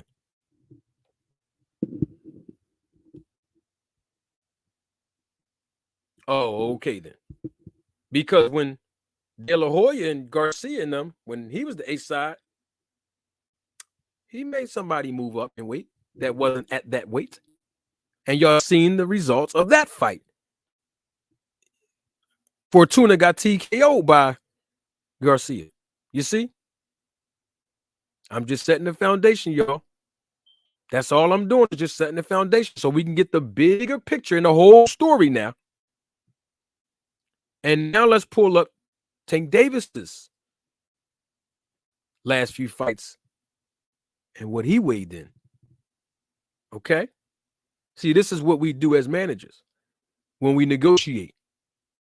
It's what promoters do when they negotiate. This is what matchmakers do. See, we look at all of this when we negotiate. When someone tells us they want my client to come up in weight, like they did Javier Fortuna, when they was the A side. See, De La Hoya and them was the A side when they paid Fortuna to move up to fight the bigger Ryan Garcia. Now my client's the A side.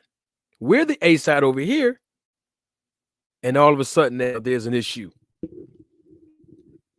So let's look at Tank Davis's fights. You'll see that he fought Isaac Cruz December 5th, 2021. Tank Davis weighed in at 134.5 pounds. 5 months later, May 28th, 2022, he fights Rolly Romero. He weighed in 133 pounds and 3/4. That's for the WBA lightweight championship of the world. Both of those fights and the next fight, which was the last fight that he had, January 7th, 2023, against Hector Garcia, Tank Davis weighed in at 134 pounds. So we see here that in my client's last 3 fights, Tank Davis, he weighed in between 133 and 134.5 pounds. We see the B side, Ryan Garcia, in his last 3 weighed in 135, 138, 3 3/4, and 140. So in other words, is we see that the B side's weight keeps on increasing. I just wanted to put that in there for proper perspective. So if he is not in shape all year round, Ryan Garcia, that don't have nothing to do with the A side or my client as the manager. That don't have nothing to do with us. If he walks around at 150, 155, what that got to do with us? We stay in shape all year round. But even with the catch weight, it's not just that Ryan Garcia is the only one that has to meet those criteria. Tank Davis got to meet those same criteria. He can't exceed 146 pounds as well on the morning of the fight. So let's put all of that in perspective. And I'm not saying that cutting weight and rehydrating is not a big deal, because it is. I'm not downplaying it. What I'm saying is, if Bernard Hopkins, a man who knows all about catch weight, rehydrating, De La Hoya, a man who knows all too well about catch weight and rehydrating, if both of these former fighters and promoters of Ryan Garcia can say that Garcia is daring to be great, that he conceded to the demands of the A side because he wanted to be great, and Ryan Garcia is saying that he's going to knock Tank out in 2 rounds, and even De La Hoya said this fight's going to end in a knockout, then my question is, would the problem be? Question number 2. After I said it about the content creators, journalists, and reporters, not mentioning anything about weight being a problem before Garcia said this at the press conference in New York. Question number 2. Why did Ryan Garcia have to concede to quote unquote everything if he had representation? See, I always tell y'all on this channel that good representation in this business is what? Priceless. Don't I always tell y'all that? So if he has good representation in 2 former professional boxers whose experience with catch weights and rehydration, who are his promoters, then why did they allow their client to concede to everything, B-side or not? Why? That's the whole point of having good representation. Yeah, you're going to concede on some things, of course, but so is the A-side. A-side going to concede too now if you have good representation. Oh, everybody's going to win at the table, and everybody's going to lose something at the table. This is just a question that I have. Have some more questions that I want to ask. Question number 3. I had to bring my notes.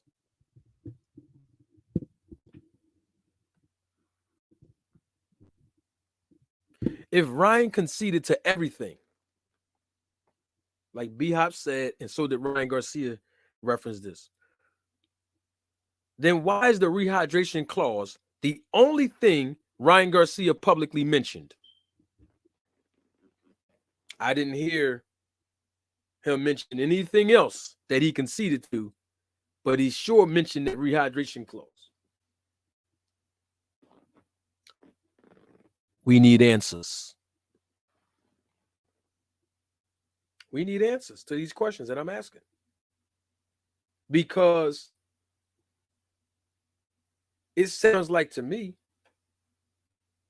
that not only did he want to make Tank and the Ace side look like criminals, since I used the word injustice earlier, and doing something unfair to him, but what I saw was the psychological effect.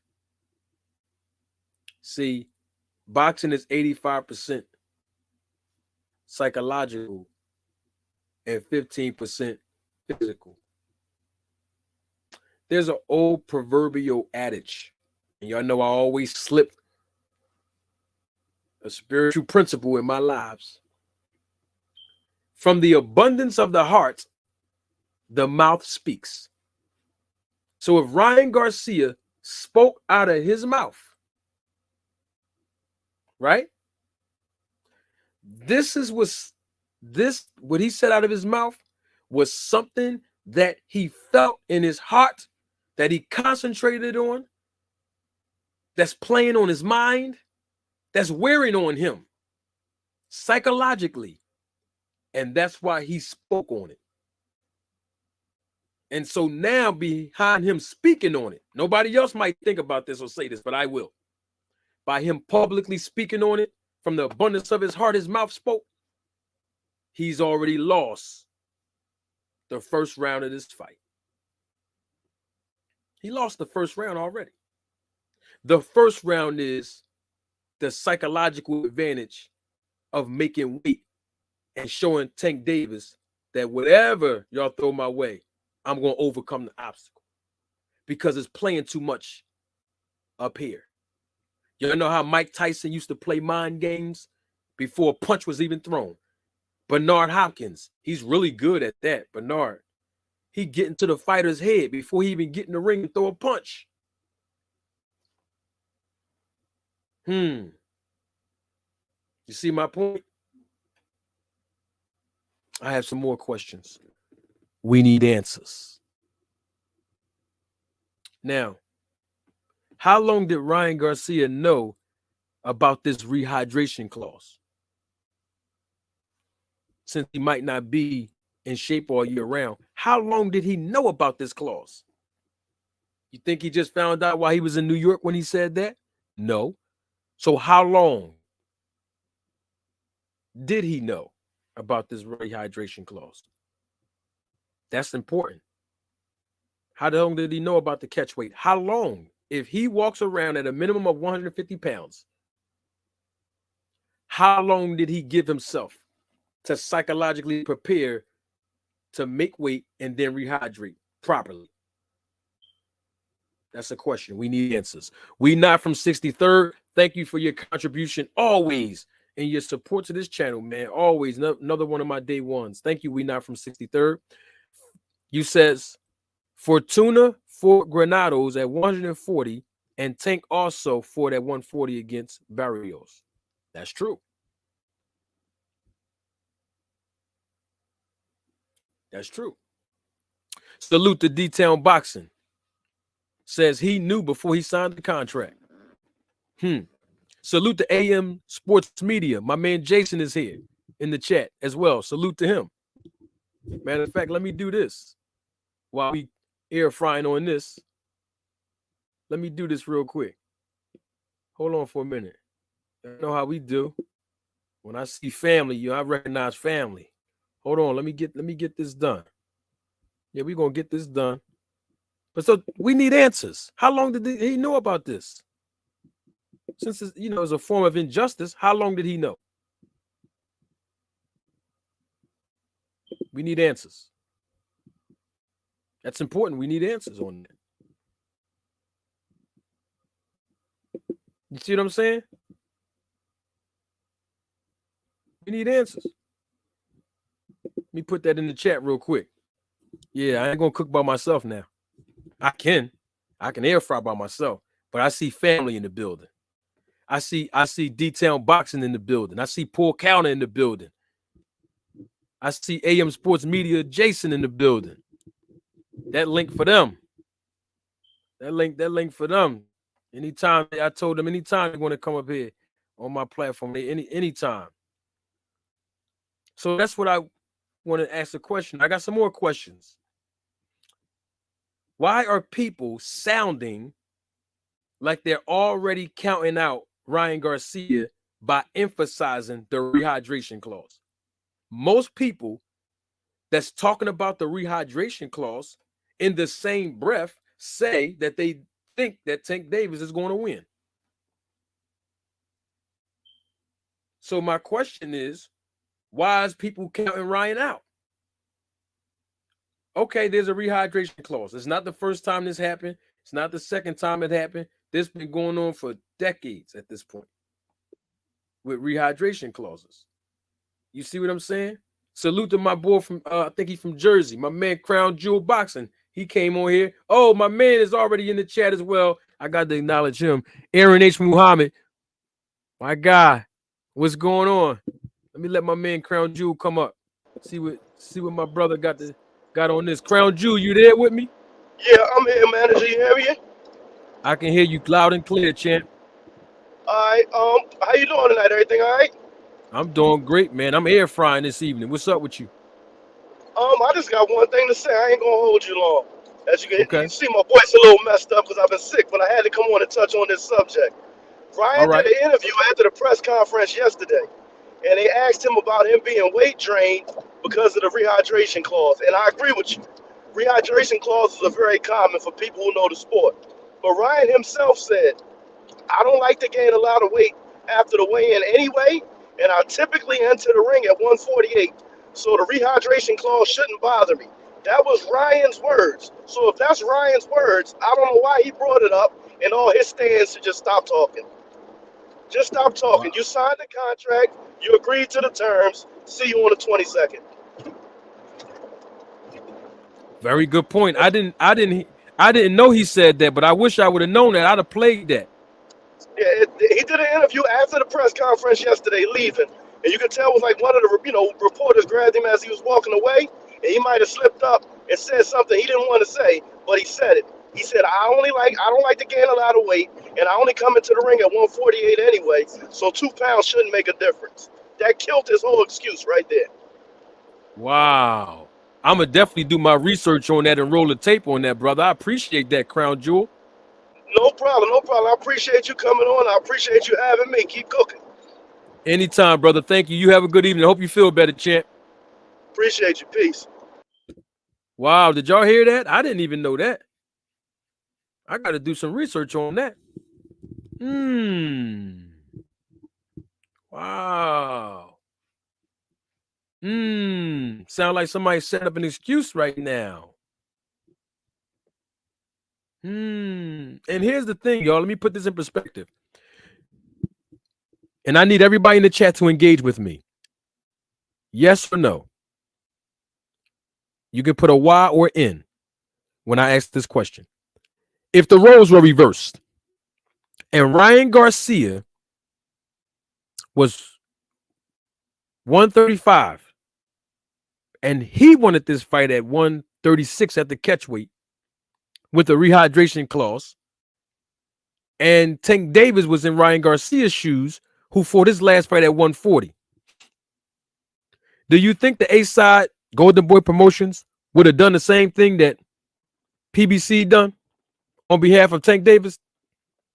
Do you think De La Hoya and Golden Boy Promotions, being the A-side representing Ryan Garcia, would have used the same advantage that people are complaining about against Ryan Garcia now if they was the A-side?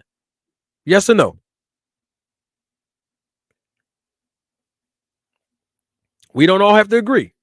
I just want your perspective as a subscriber, as a viewer, as a content creator, as a chat participator. I just want to know if De La Hoya was the promoter of Ryan Garcia and they were the A-side, and Ryan Garcia weighed 135 and Tank Davis weighed 140, and Tank Davis wanted to fight at 140. Do you think that De La Hoya and Golden Boy, the A-side, would have said, we can fight at a catchweight, but there's going to be a rehydration clause on you? Would they have done the same thing? Because I think De La Hoya, I said this earlier, De La Hoya did that to Floyd. Bernard did it with him. Bernard did it to Kelly Pavlik. Oscar De La Hoya did it to I think Chavez when he fought him. This happens in boxing, y'all.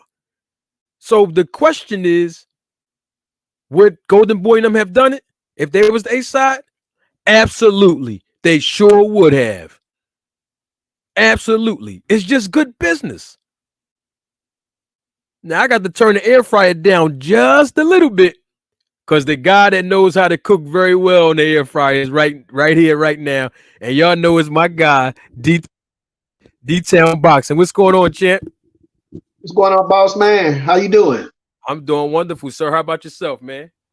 I'm doing good. What's going on with this rehydration stuff, man? Sound like an excuse to me. I mean, the dude fought 2 fights at 140, and then 6 fights before that, he fought at 135. I'm talking about Ryan Garcia. So, I mean, what did he expect? If he the B-side, then that's just what that is. I mean, for him to sit there and say that, you know, a real fighter, you know, and himself gonna make it happen no matter what, then why are you saying anything about the rehydration company? Why are you saying something about fighting at 135? I mean, which one is it? Is it an excuse or you gonna make it happen? I mean, you can't have both of them. I mean, and by right, I don't even see why he even said anything, when he was at the conference. I mean, what are you doing? You trying to build the excuse in case if you lose? I mean, if you that guy and you feel like that you're going to win, then why even say anything about fighting at 135? I don't see Tank Davis talking about anything. I believe if it was the other way around, Tank Davis won't say anything, but you want Tank Davis to fight at 140. I mean, you can look at it both ways. If Tank Davis, he fights at 135. If Tank Davis went up to 140, would everybody be crying then? I don't even think Tank Davis even say anything. You know why? Because he agreed to it in the contract. That's just what that is. So if Ryan Garcia believe that he's that guy, then what's the point of saying something about what weight that you fight in? Facts. And right before you, about maybe like 20 minutes ago, before you came on, I don't think you were here yet in the live, but I actually said the same thing. You can't have it both ways. After I played Bernard Hopkins' audio, you can't have it both ways and say he conceded because he's doing it to show that he is great and he's striving for greatness no matter what the terms were. He's going to beat the odds and overcome after he concede because he's striving for greatness. You can't say that and then in the next breath say, yeah, man, that wasn't right, man. They try to drink. You can't have it both ways. Yeah. I said the same exact thing. Let's go to a super chat and then I'm going to let my next guest come on. Let's go to my guy, Daniel McKenzie. Thank you so much for your contribution and your support to the channel. Daniel says, wasn't Fortuna knocked out the ring by Granados? I don't remember that fight. He probably was. I have to go back and watch that, Daniel. That's a good question, though. Good question. We're gonna do some research on that and get back to you. Thank you. Excuse me. Bland Lee, thank you for your contribution and support to the channel. Bland says Floyd told him that a year ago. I think Bland is referring to when did Ryan Garcia find out, or when did he know, or how long did he knew that he was going to have to make this catch weight and even this rehydration clause after signing the contract. Thank you again, Bland, for your support and contribution to the channel. We also have Michael D. Stories 87. Thank you for your contribution to the channel and your support. Michael says, I'm glad you said it. I was saying the same thing. Why did Ryan bring that clause up? It's an excuse to me. Thank you again, Mike, for your contribution and your support to the channel. So we see that what's happening is most people are incongruent with agreeing that it shouldn't have been brought up in the first place by Ryan Garcia at the press conference. I mean, Paul Counter, are you there with me, sir? Paul Counter Boxing.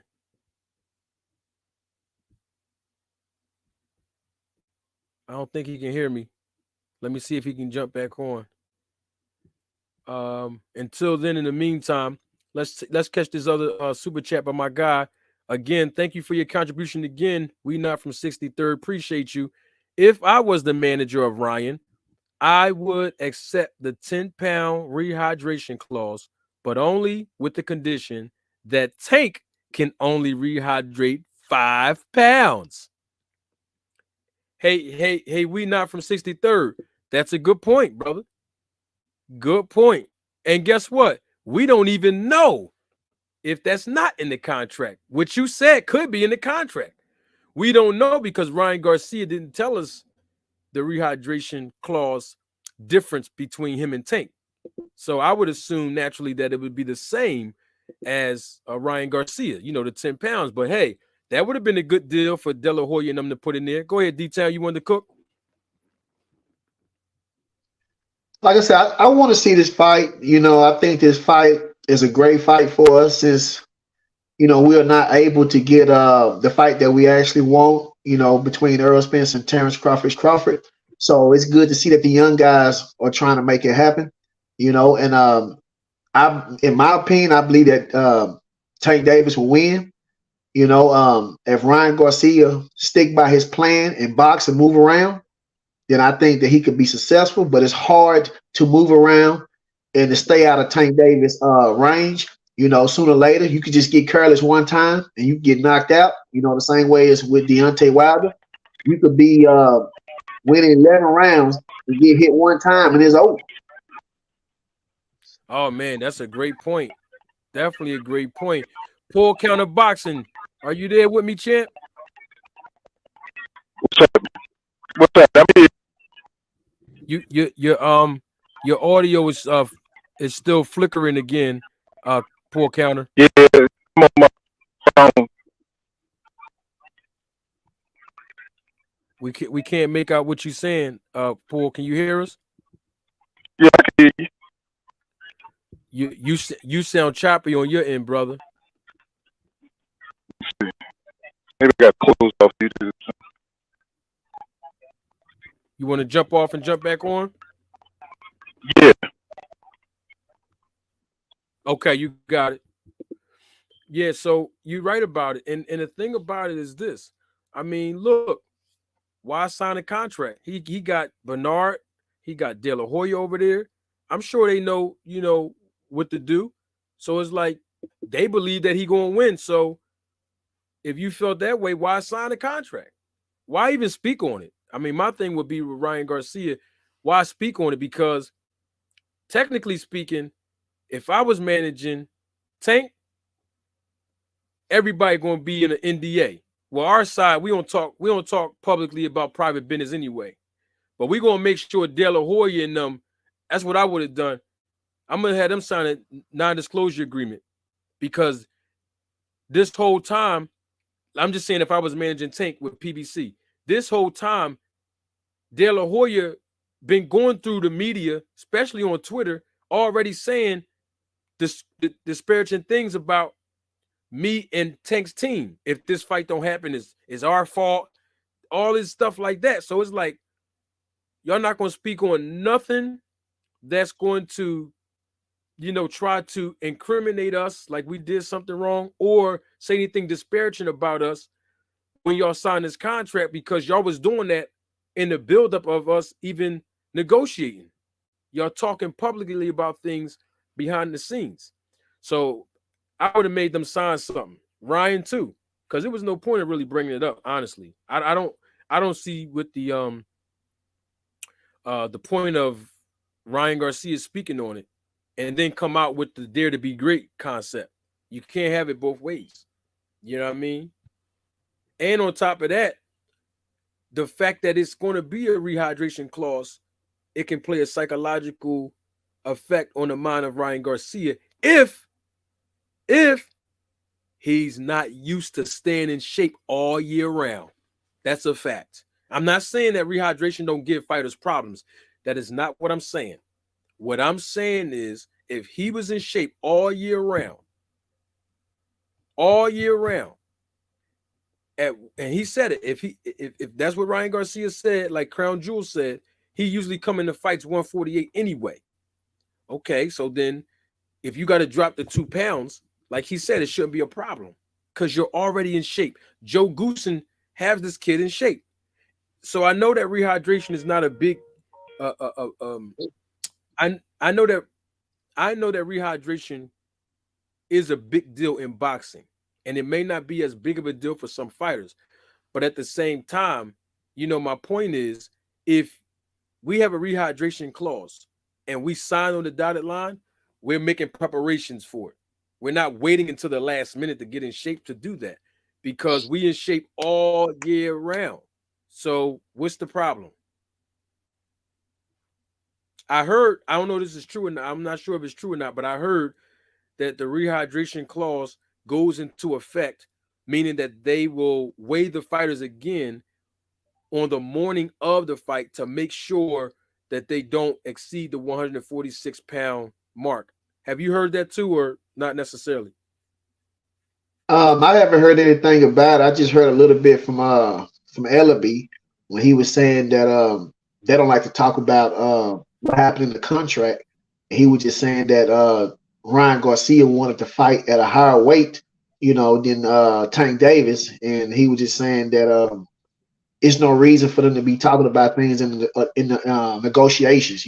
So me personally, in my opinion, I believe that for Oscar De La Hoya and Ryan Garcia to be talking about certain things when they're not supposed to, or keep that stuff confidential, I believe that Ryan Garcia and his promoter both feel that Tank Davis is going to beat Ryan Garcia. I think they're trying to put up some kind of veil or something, or some kind of excuse in case if he lose, they can sit there and point out, well, this is the reason why.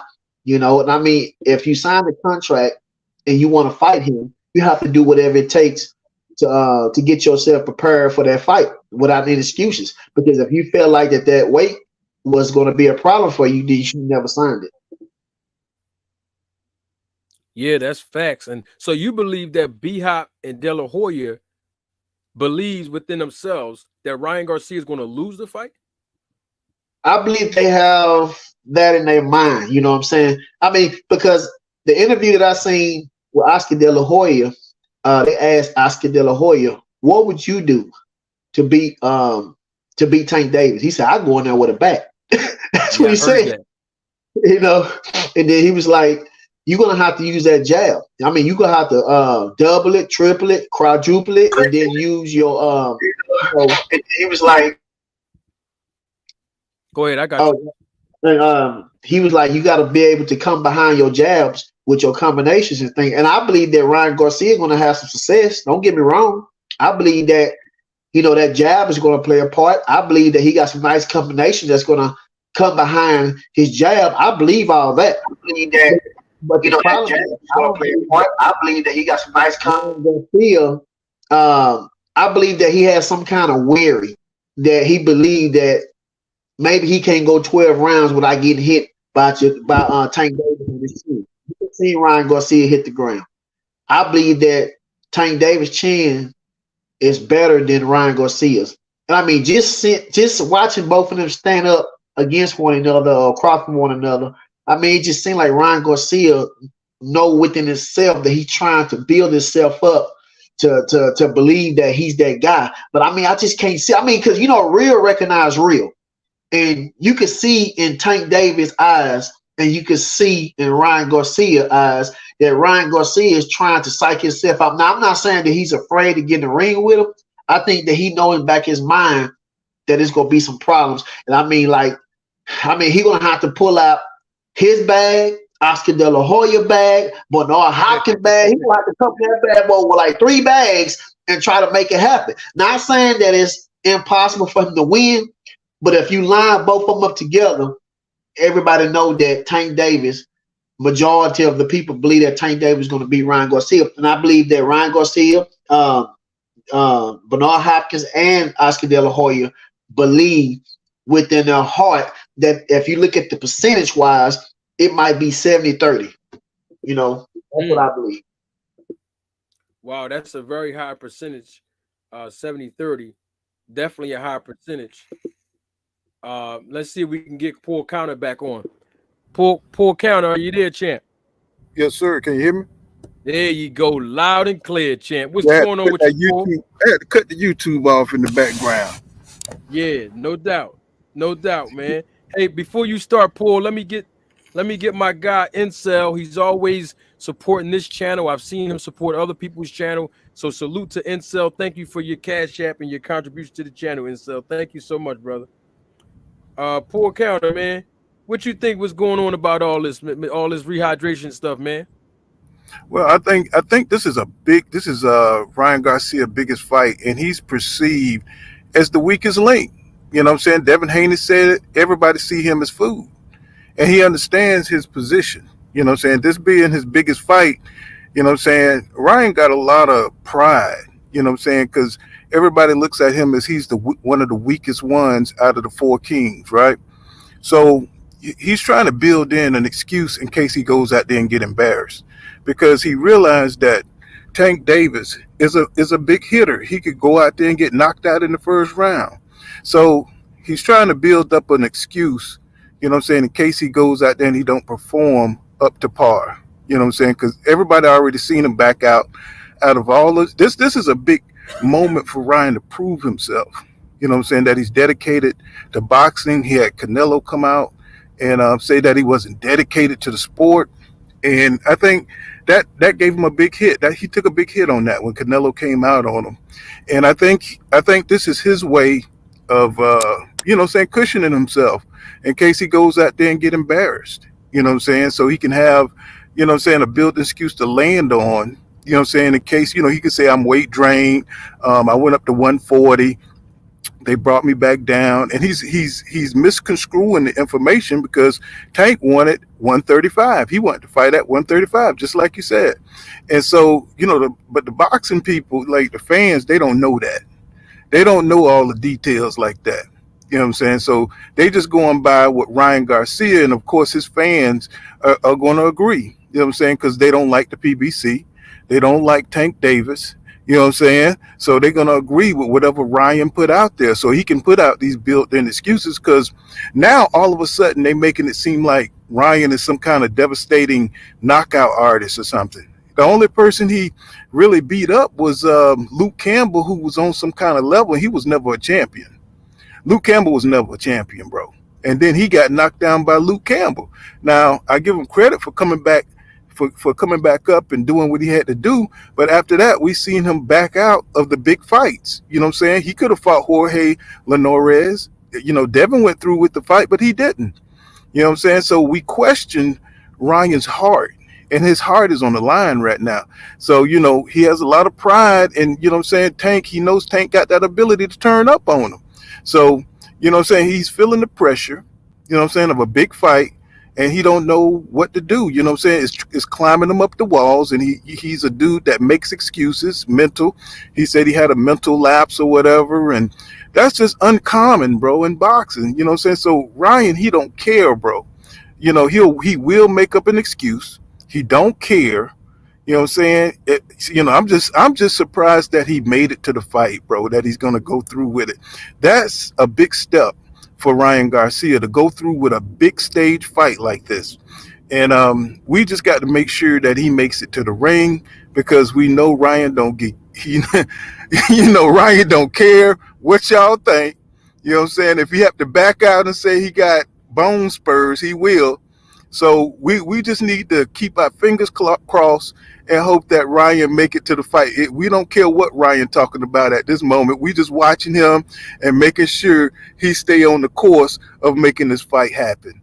You know what I'm saying? So I'm proud of the boy, because, we've seen about 4 of them where, he just didn't make it, bro. So, he could say what he want to say, but like I said, he just tried to shade, make Tank look like he was suspect.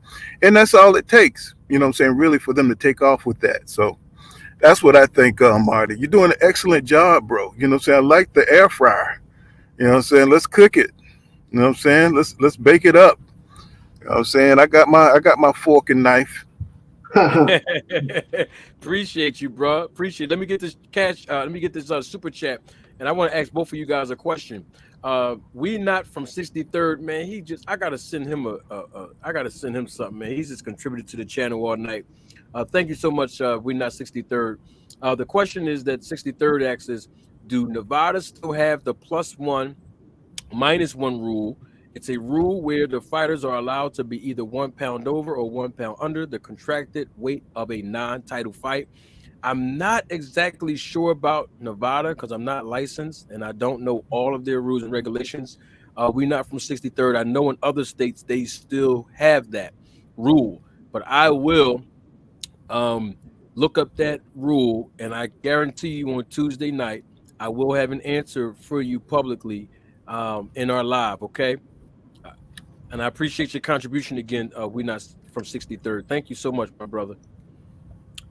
Quick question, real quick. So, of course, in catchweight fights, there's a financial penalty if you don't make weight in general. Of course, if you don't make weight in general, we already know there's a financial penalty. But in catchweight fights, particularly with the rehydration clause and a big fight like this, do you think that Ryan will come in on purpose? Like, I know I ain't gonna make the weight, or let's say if he don't make the weight, and say, look, I know I missed weight by a pound or two, or I missed the rehydration clause weight by a pound or two. I'll just pay the fine. I still want to fight. Do y'all think that's a possibility that'll happen? Hell yeah. Hell yeah, because you already know he wants the advantage. This is a huge fight. And, you know what I'm saying? Big fights make fighters do strange things. You know what I'm saying?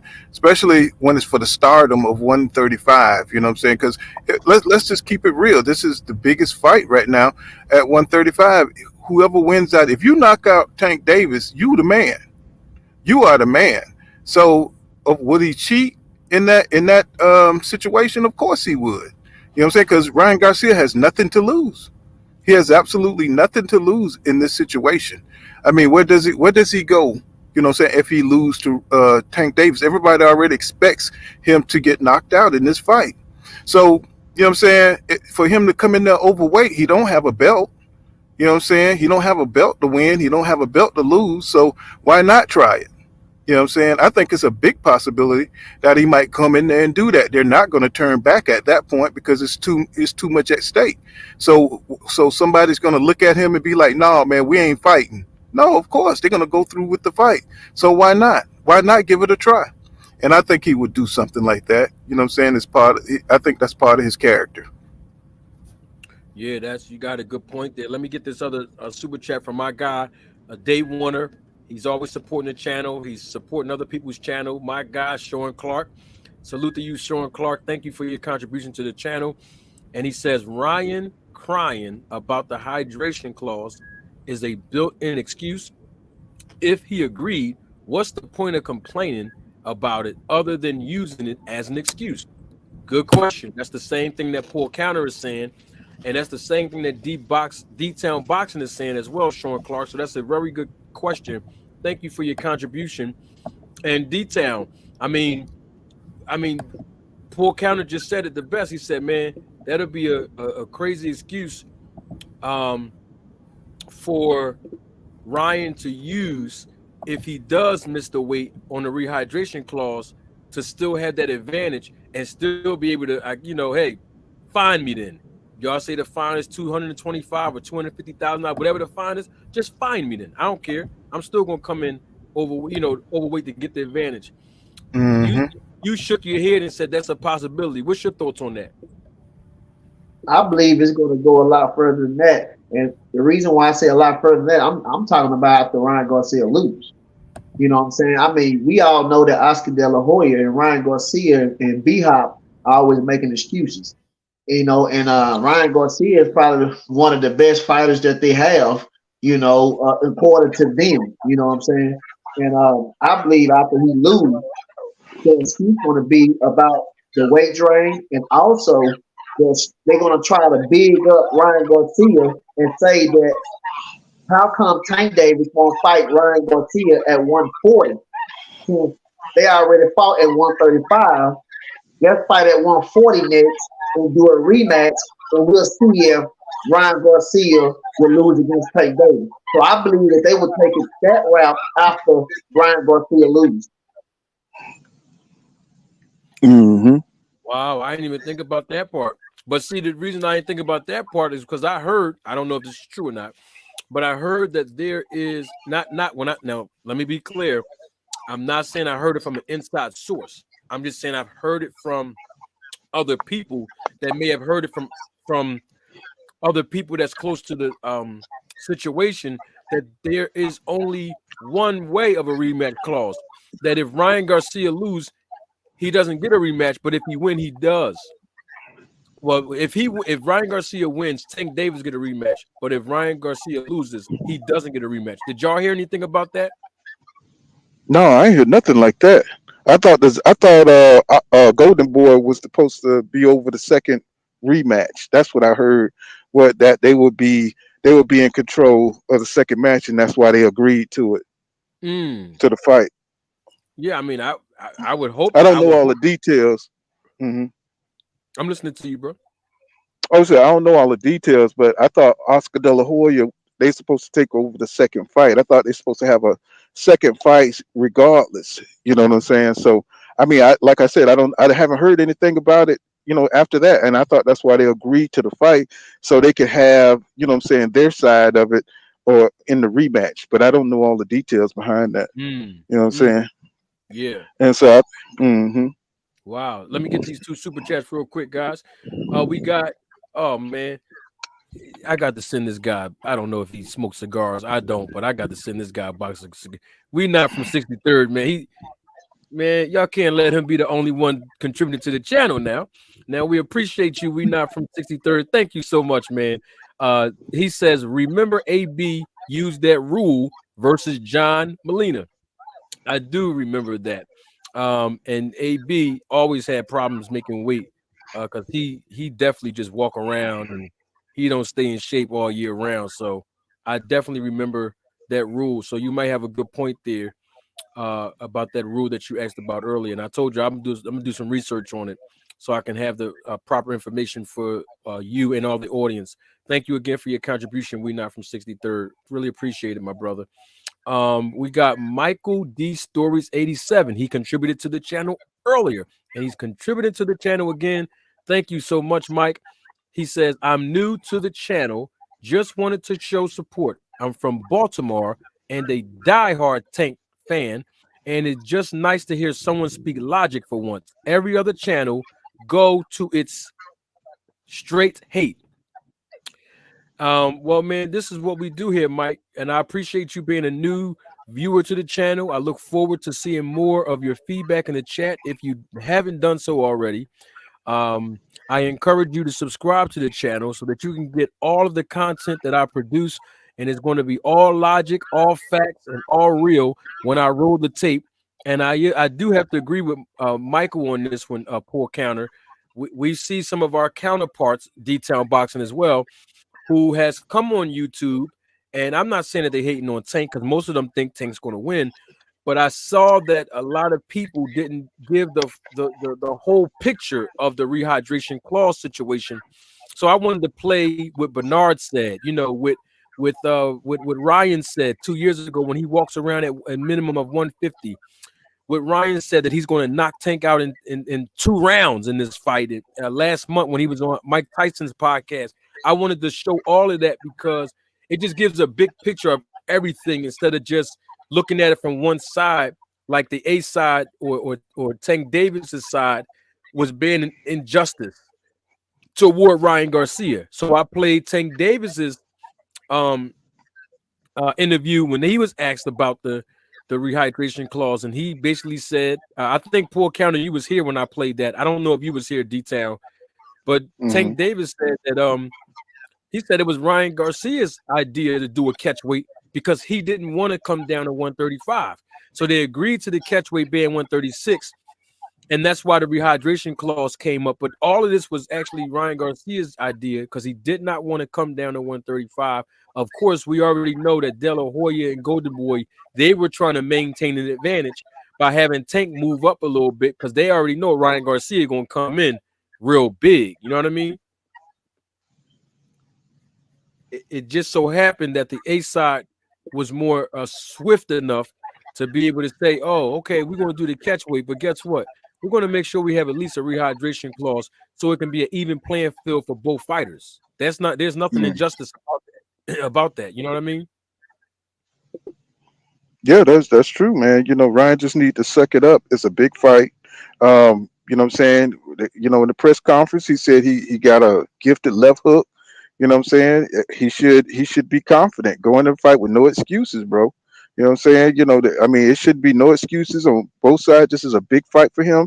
He got a lot to prove, and I don't want to see him, with the sucker stuff going on. You know what I'm saying? Because he should be bigger than that. You know what I'm saying? Because Tank, he's earned his. You know what I'm saying? He's fighting good. You know what I'm saying? And for Ryan, what I'm saying, all we can say is, what I'm saying, this is a big test. I think Tank has been tested. So, so he's going to try to do anything he can to shade Tank in this fight. That's his style. You know what I'm saying? He's a little bit of a troll, and we know that about Ryan Garcia, but it's really about like real business when it comes to, what I'm saying, fighting these fights. And so he's got to take this fight seriously and get up off that little boy stuff. When you're a grown man, you leave behind childish things. And You know what I'm saying? He's kind of got that little boy image. And you know what I'm saying? It's time for him to step into his man shoes now, because now he's fit to fight a man, and Tank needs his whole credit. You know what I'm saying? I don't want to see no, you know what I'm saying, excuses, you know what I'm saying, after this fight. And I think he'll get a lot more respect if he just take his, you know, if he goes in there and win, he's going to get the credit. We know that. The whole world is going to be shook. You know, he's going to shake the world, right? So if he lose, he need to lose like a grown man. You know what I'm saying? You know, just like Danny Garcia, you know what I'm saying? The way he lost, he took it like a man until, you know, of course, later he said he had mental problems, but you know what I'm saying? You know, he just need to take it like a man, bro. And I think that'll help his career, you know what I'm saying? Because there's no shame in losing to Tank Davis, right? There's no shame. That's an elite 135 pounder. He's seen as the best in the division. So, you know what I'm saying? If he goes in there and get knocked out in 1, 2 rounds, that's just boxing. That's how we look at it. Just like Terrence Crawford, he go in there, he get his butt kicked by Errol Spence Jr. You know what I'm saying? It's just boxing, bro. You know what I'm saying? If people are taking this stuff too personally, you know what I'm saying? If you're a boxing fan and you've been watching boxing, if you fight the best, you gonna lose. You know what I'm saying? You're gonna win and you're gonna lose. That's boxing. We know that as real boxing fans. It ain't nothing personal. We know that if you're fighting the best out there, you might get knocked out. Anything can happen in boxing. And somebody just need to tell him to go out there, be professional. You know what I'm saying? Be as professional as possible. Because Tank is that dude who can get you up out of there at any time. And it won't be no surprise if that happens. You know what I'm saying? So Mm. I'll be proud of him if he just stand up like a man, take his L like a man, and don't make no excuses. I think it would help his career. I really do. Good thing. Now I have a question for you with that. And that's for you in detail. If Ryan Garcia loses this fight, where do he go next? Is that for D or both of us? What? That's for both. That's for both of y'all. But detail, you can cook a little bit. Where he go from next from there though? If he loses, I think he first of all he got to come out and admit that he lost. He got to get Hmm. past and just Hmm. Frank Davis, is the better man. And if you know like poor kind of boxing said that it might be a rematch clause. We don't know. So if it's a rematch clause, then and it's on the end of Golden Boy Promotions, then he'll be fighting Tank Davis next. But if it's not, I mean, I think he's gonna have to lick his wounds and heal and find himself to see what's his next route going to be. I don't think it's going to be a competitive fight. I think it's going to be a fight to see where his head is. So I think it's going to be like a C level or a C plus or a B minus fighter. I believe that. I don't believe that he's going to fight Tank, lose, then jump into another, great fight or a decent opponent. I don't believe that. So we're going to be looking at Ryan Garcia to fight somebody like Terrence Crawford fight C level opponents. Well, I think this what I think. I think Ryan Garcia is a name. I think they built him up, enough, because one thing we know about in boxing, just like Blair Cobb, they like to fix up, a good loser, right? So he'll be in that loser bracket, and everybody. I'm talking about Richardson, Hitchens. I'm talking about Teofimo Lopez. They're gonna want to rebuild their career. You got fighters that need an easy fight, and he already looked at as saying somebody who's beatable in the ring, but he has a name. So he's gonna be that cannon fodder. You know what I'm saying, for all those dudes that want an easy win up at 140. You know what I'm saying, because he's still gonna carry a name, and they're gonna want to knock him out. You know what I'm saying. If he lose this fight, you're gonna see everybody come after him. You're gonna see Russell. You're going to see he's just going to be the food for the division. You know what I'm saying? Of course, he's not going to accept those fights, but he might fight Teofimo Lopez. He's going to try to find somebody, with a name, what I'm saying, that's quite not there. You know what I'm saying? Somebody he could possibly get back into the W column with, but he's not going to get in there with them guys he know that's real, like a Matias. He's not going to get in there with a Matias. He's not going to get in there with a Jose, what's his name, Ramirez. He's not going to get in there with a Regis, even though all those guys are going to want him. You know what I'm saying? Because he's going to be like a tune-up. You know what I'm saying? At this point in time, you know what I'm saying? Yes, he's going to take some time off, And then, you know what I'm saying, like you said, unless we have the rematch to redeem himself. But I don't think he'll be able to redeem himself against Tank. But if he lose, he's going to lose a lot of cachet, but he's going to be seen as the journeyman of the division, you know what I'm saying, at 140, because I don't see Ryan really being able to compete with none of those killers up there. Josh Taylor, no. You know what I'm saying? I mean, you could just go down the list. No, no, you know what I'm saying? He can't beat none of those dudes. It's like he's coming out of a 135 junior league, and you know what I'm saying, 140 is hot right now with talent. You know what I'm saying? And Ryan Garcia, this is his chance to prove that he's on that level. And if he get beat by Tank, he's just going to drop down a peg because Frank Martin, you know what I'm saying, they still at 135. Is he going to compete at 140? I don't think he can deal with those killers up there. But this is his chance to, see if he got any heart, any grit, and any determination. You know what I'm saying? He's still trying to prove on that level that's who he is. You know what I'm saying? So this is an identity fight for Ryan Garcia. This fight means a lot to his whole entire career. If not, he's going to forever be seen as food. You know what I'm saying, for 140. You know what I'm saying? And Devin is going to come up with this test too after he beats Lomachenko. You know what I'm saying? It's going to be a test for him because everybody thinks that Devin Haney won't be able to fight at 140. So, you know what I'm saying, he's really going to have to like show out, you know what I'm saying, when he fights Lomachenko, and when he moves up to 140, the Wolves are already circling, waiting for these guys from 135 to come on up there. So, so I think he's going to be the food for 140 if he loses against Tank, you know what I'm saying? And I think they're going to try to put him in a special bubble like they did Triple G and Canelo, you know what I'm saying, and try to, use propaganda to separate himself so he don't have to fight anybody until he can build his confidence back up. You know what I'm saying? Got you. Very well stated. Very well stated from D-Town Boxing and my guy Paul Counter. Thank you guys so much. I got to get a super chat and a comment that's on the screen from Township Records. Thank you, Township, for your comment, and I wanted to read it publicly. Manager Marty, your channel growing. That's cause you didn't fake it to make it. What's up, D-Town? Thank you, Township Records, and I appreciate your feedback. And you are absolutely correct. I did not fake it till I make it, and I certainly will not. Let me get this super chat, and I'm going to bring on one of my other guys. Hold on 1 second. My guy, Sean Clark, another contribution that he made. Thank you again, Sean Clark, for your contribution to the channel and your support. He says fans is complaining about the clause. I would ask if they think it's fair for a fighter to outweigh his opponent by 20 pounds. The clause makes it closer.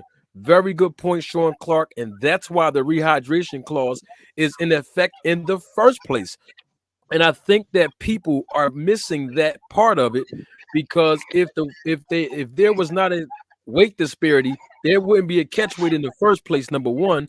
And if the rehydration wasn't an issue for Ryan Garcia coming in being way too big, considering, let's say, 20 pounds, that wouldn't be fair either. So the rehydration clause is fair either way you slice it.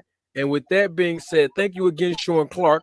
We got another guy that I asked to come on, and he's a guy that is very intelligent. He knows his boxing. And let me tell you something. Before I bring him on, I want to do this super chat right here. But let me tell you something. This guy right here is intelligent. I love how he breaks things down. I love how he just he makes you think when he speaks with intelligence, because he has a lot of thought-provoking philosophies, and they all pertain to boxing. And that's my guy, WCS, World Combat Sports. But before I let him join, I want to get this super chat and acknowledge Clean Cut. Thank you for your contribution to the channel, and thank you for your support and feedback. And Clean Cut says these words: salute Manager Marty, Pull, D-Town, and the chat, supporting the channel. Keep cooking. Respect the Tank and Ryan Garcia for making the fight. Too bad Bud Crawford ain't got the courage to fight Errol Spence. Thank you again. Thank you again, Clean Cut. Appreciate it. And let's add my Clean guy Cut in the building. Let's add my guy World Combat Sports. My guy Scotty. Talk to us, Scotty. What's up, champ? What's good, Marty? How you feeling? Oh, Paul I'm Counter doing and the other What's fella that's on going here. on, Salute World y'all. Combat? What's up, bro? Serious. I'm good, y'all. Hey, before you, I'm good too, man. Before you, before you, air fry, let me get these, super chats out the way because I know we get to talking, man, and we be cooking. Me, you, D-Town, Pool Counter, man. We be getting it in. So let me make sure I acknowledge my supporters, and then we're gonna get back to the air frying. Um, Crown Jewel Boxing. He says Ryan makes too much money outside of boxing. He's not going to be an opponent. He may retire if he loses bad, but there is no rematch if Ryan loses. Wow, that was something that we was Wow. just asking. We were just asking, was there a rematch clause if Ryan loses? And Crown Jewel said there is none. So thank you again for your contribution again, Crown Jewel. Hope you feel better, my brother. Thank you for your support to the channel again. We got my guy Sean Clark back again with another contribution. And Sean Clark says there's two sides to the coin. There's a thin line between a weight drain fighter and a weight bully. I don't know why fans are mad about two fighters at a close weight. I respect that, Sean Clark, and that has been my point and my preference that I had the foundation on in the beginning of this broadcast, because it's not like somebody's a weight bully. Both of these fighters, and I pulled both of their last three fights up on the screen just about an hour ago. And so this is not like a weight bully situation. So I totally agree with you, Sean Clark. Thank you again for your contribution. And then we got another supporter here. And I think I saw his logo on either Pool Counters channel Yeah. Schizo or, Pod, yeah. or Knockout. No, Skits So Paul. I seen Yeah, that that was logo. on mine. Okay, good. I saw that logo. I knew I wasn't crazy. Hey, Skits So Paul, thank you so much for your contribution. We just met last night on Pool Counter Boxing's channel. Appreciate you. Thank you for your support and contributing to the channel. And Skits So Paul says these words: much respect, Manager Marty, Pool Counter, D-Town, and family on the Beyond Solid Live. Thank you so much, Skits So Paul. Appreciate the No support, my doubt. brother. Oh, yes. And we got my man World Combat Sports live and in living color. Hey, Scotty, come on, man. Give us some of your wisdom on this rehydration clause, man. Speak on it, brother. What you got for us? I mean, like a lot of people on the panel, right? This is not the first time we've seen a rehydration clause. So I believe that it should be somewhat transparent. But, due to it being Gervonta Tank Davis, people in one sense say how small he is and, gauge the length of his arms and everything like that and say he ain't fought nobody. But yet, when it comes to Ryan Garcia, it's just a simple rehydration clause for a fighter who's had two fights at 140 already. He is the Mm. much bigger fighter. He is the much bigger fighter. You know what I'm saying? But Tank is giving him a pound over the lightweight limit, and he's giving him 10. So I feel that just one of boxing's you know how they just pick sides, a popularity contest, they want to pick side. Gervonta is the bad boy, Ryan is the goofy, quirky, freaking TikToker. So they trying to babysit Ryan Garcia for this fight, man. It's Yeah. nothing we ain't seen before. That's all. I mean, I hope he does well. Him being Gervonta Davis, because I don't see Ryan Garcia winning this fight at all.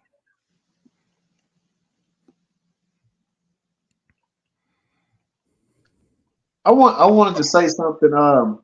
It's funny how Ryan Garcia only told a small part instead of saying everything. Like if you want to spill the beans, spill it all. Don't give the fans a little bit to bite on and then have everybody wondering, what's going on. Don't do that. If you want to give us a little bit, give us the whole thing. It's because you're trying to paint Gervonta Tank Davis like he's trying to get over. He ain't trying to get over on you because you already agreed to it. So if you go say something about the rehydration clause, well then Fill us all in on everything so we don't have to wonder and guess. It make Ryan Garcia look like something. I mean, make Tank Davis look like something that he's not. You know what I'm saying? Like, what's the difference if Tank Davis had to go up and fight you at 140 when he fights at 135? I mean, would you keep the same energy? I'm sure you'll be happy for Tank Davis to go up to 140 to fight you, but now you have to come down below 140 and it's a problem. I mean, I'm not understanding. Like, let's keep it 100. Keep us all informed if you're going to give us a little bit. That's all I'm saying. I totally agree, bro. I think Ryan Garcia is used to his entitlement, and he was expecting to get a little bit more out of this. From what I understood, he wanted to fight at 140 anyway. He wanted to fight at 140, so he was expecting not to get a rehydration clause at 140. You know what I'm saying? Like, he's entitled, and Gervonta Davis, he used to being on the side he's on. He got to ask for everything. He got to continue to prove, what he's worth and all that. I get it. You know what I'm saying? They look at all the street stuff he do and everything, but when it comes down to it, Ryan Garcia is entitled. He feels like he wanted to mention fine details of the contract, like you said, and not give us the whole story that him and Gervonta is on that same rehydration clause. You know what I'm saying? No rematch either. It's no rematch between these two. Well, And that's straight from their team. well, number one, you know what I'm saying, he already got the height. He already got the reach. You know what I'm saying? He want the weight advantage too. You know what I'm saying? This is a big fight for Ryan Garcia. He understands the moment right now. This could make him or break him. And you know what I'm saying? He feels like he want every advantage because I don't know if y'all been noticing. Ryan Garcia, he don't look like he's settled, man. He looks nervous. Every time he sits in that seat, he looks nervous as hell. And I've never seen him, you know what I'm saying? He's always got to put on this facade like he got all the confidence in the world, like this cocky. He look like John Travolta from Grease every time I see him with that damn leather jacket on. And you know what I'm saying, he just don't seem like he's comfortable right now in this position. And that's what happens when you get on the big stage. You know what I'm saying? They saying the same thing about David Benavidez, you know what I'm saying, because he's acting outside himself. You know what I'm saying? You start making all these accusations like something ain't fair. You know what I'm saying? We never seen David on the big stage like this fighting Caleb Plant. So he's acting a little erratic. You know what I'm saying? And we see, Garcia, he even when they're face to face, he looks a little uncomfortable when he's sitting down. He looks a little uncomfortable. So he's gonna have to settle those nerves, you know what I'm saying, and focus because you know what I'm saying, this is the biggest fight of his career, and he can't just be saying reckless stuff out there. And he got the eyes of the world looking at him, and he don't want to go out there and get embarrassed. And you know what I'm saying? So I guess he's just trying to gather himself. Um, you know what I'm saying? And he just putting little things out there. So in case he do get embarrassed, you know what I'm saying, that you know what I'm saying, it won't be so bad. It won't hit so bad, you know what I'm saying? But he is looked at as the weakest link, you know what I'm saying, as the four, top fighters. So, you know what I'm saying? I think he's feeling the pressure of the big stage, and I think that's what it is. Who is that talking? Who you just finished talking? That was pool kind of boxing. Oh, okay. And you don't have the names up there, so I don't know who it is, Marty. Yeah, I don't know how to do it yet. I was trying to look for the features to be able to put all the names up. But we got D-Town Boxing. Okay. D-Town Boxing is in the right-hand corner up top, and right underneath him, next to you, is Pool Counter Boxing. Okay, for sure. Mhm. For sure. I heard him mention nerves. I totally agree. I think Ryan Garcia definitely them nerves will be put to a different state. In the state of rest, nerves, they're a little bit different when you're in the state of rest. So when Gervonta Davis knock his ass cold out, them nerves, it would be no more.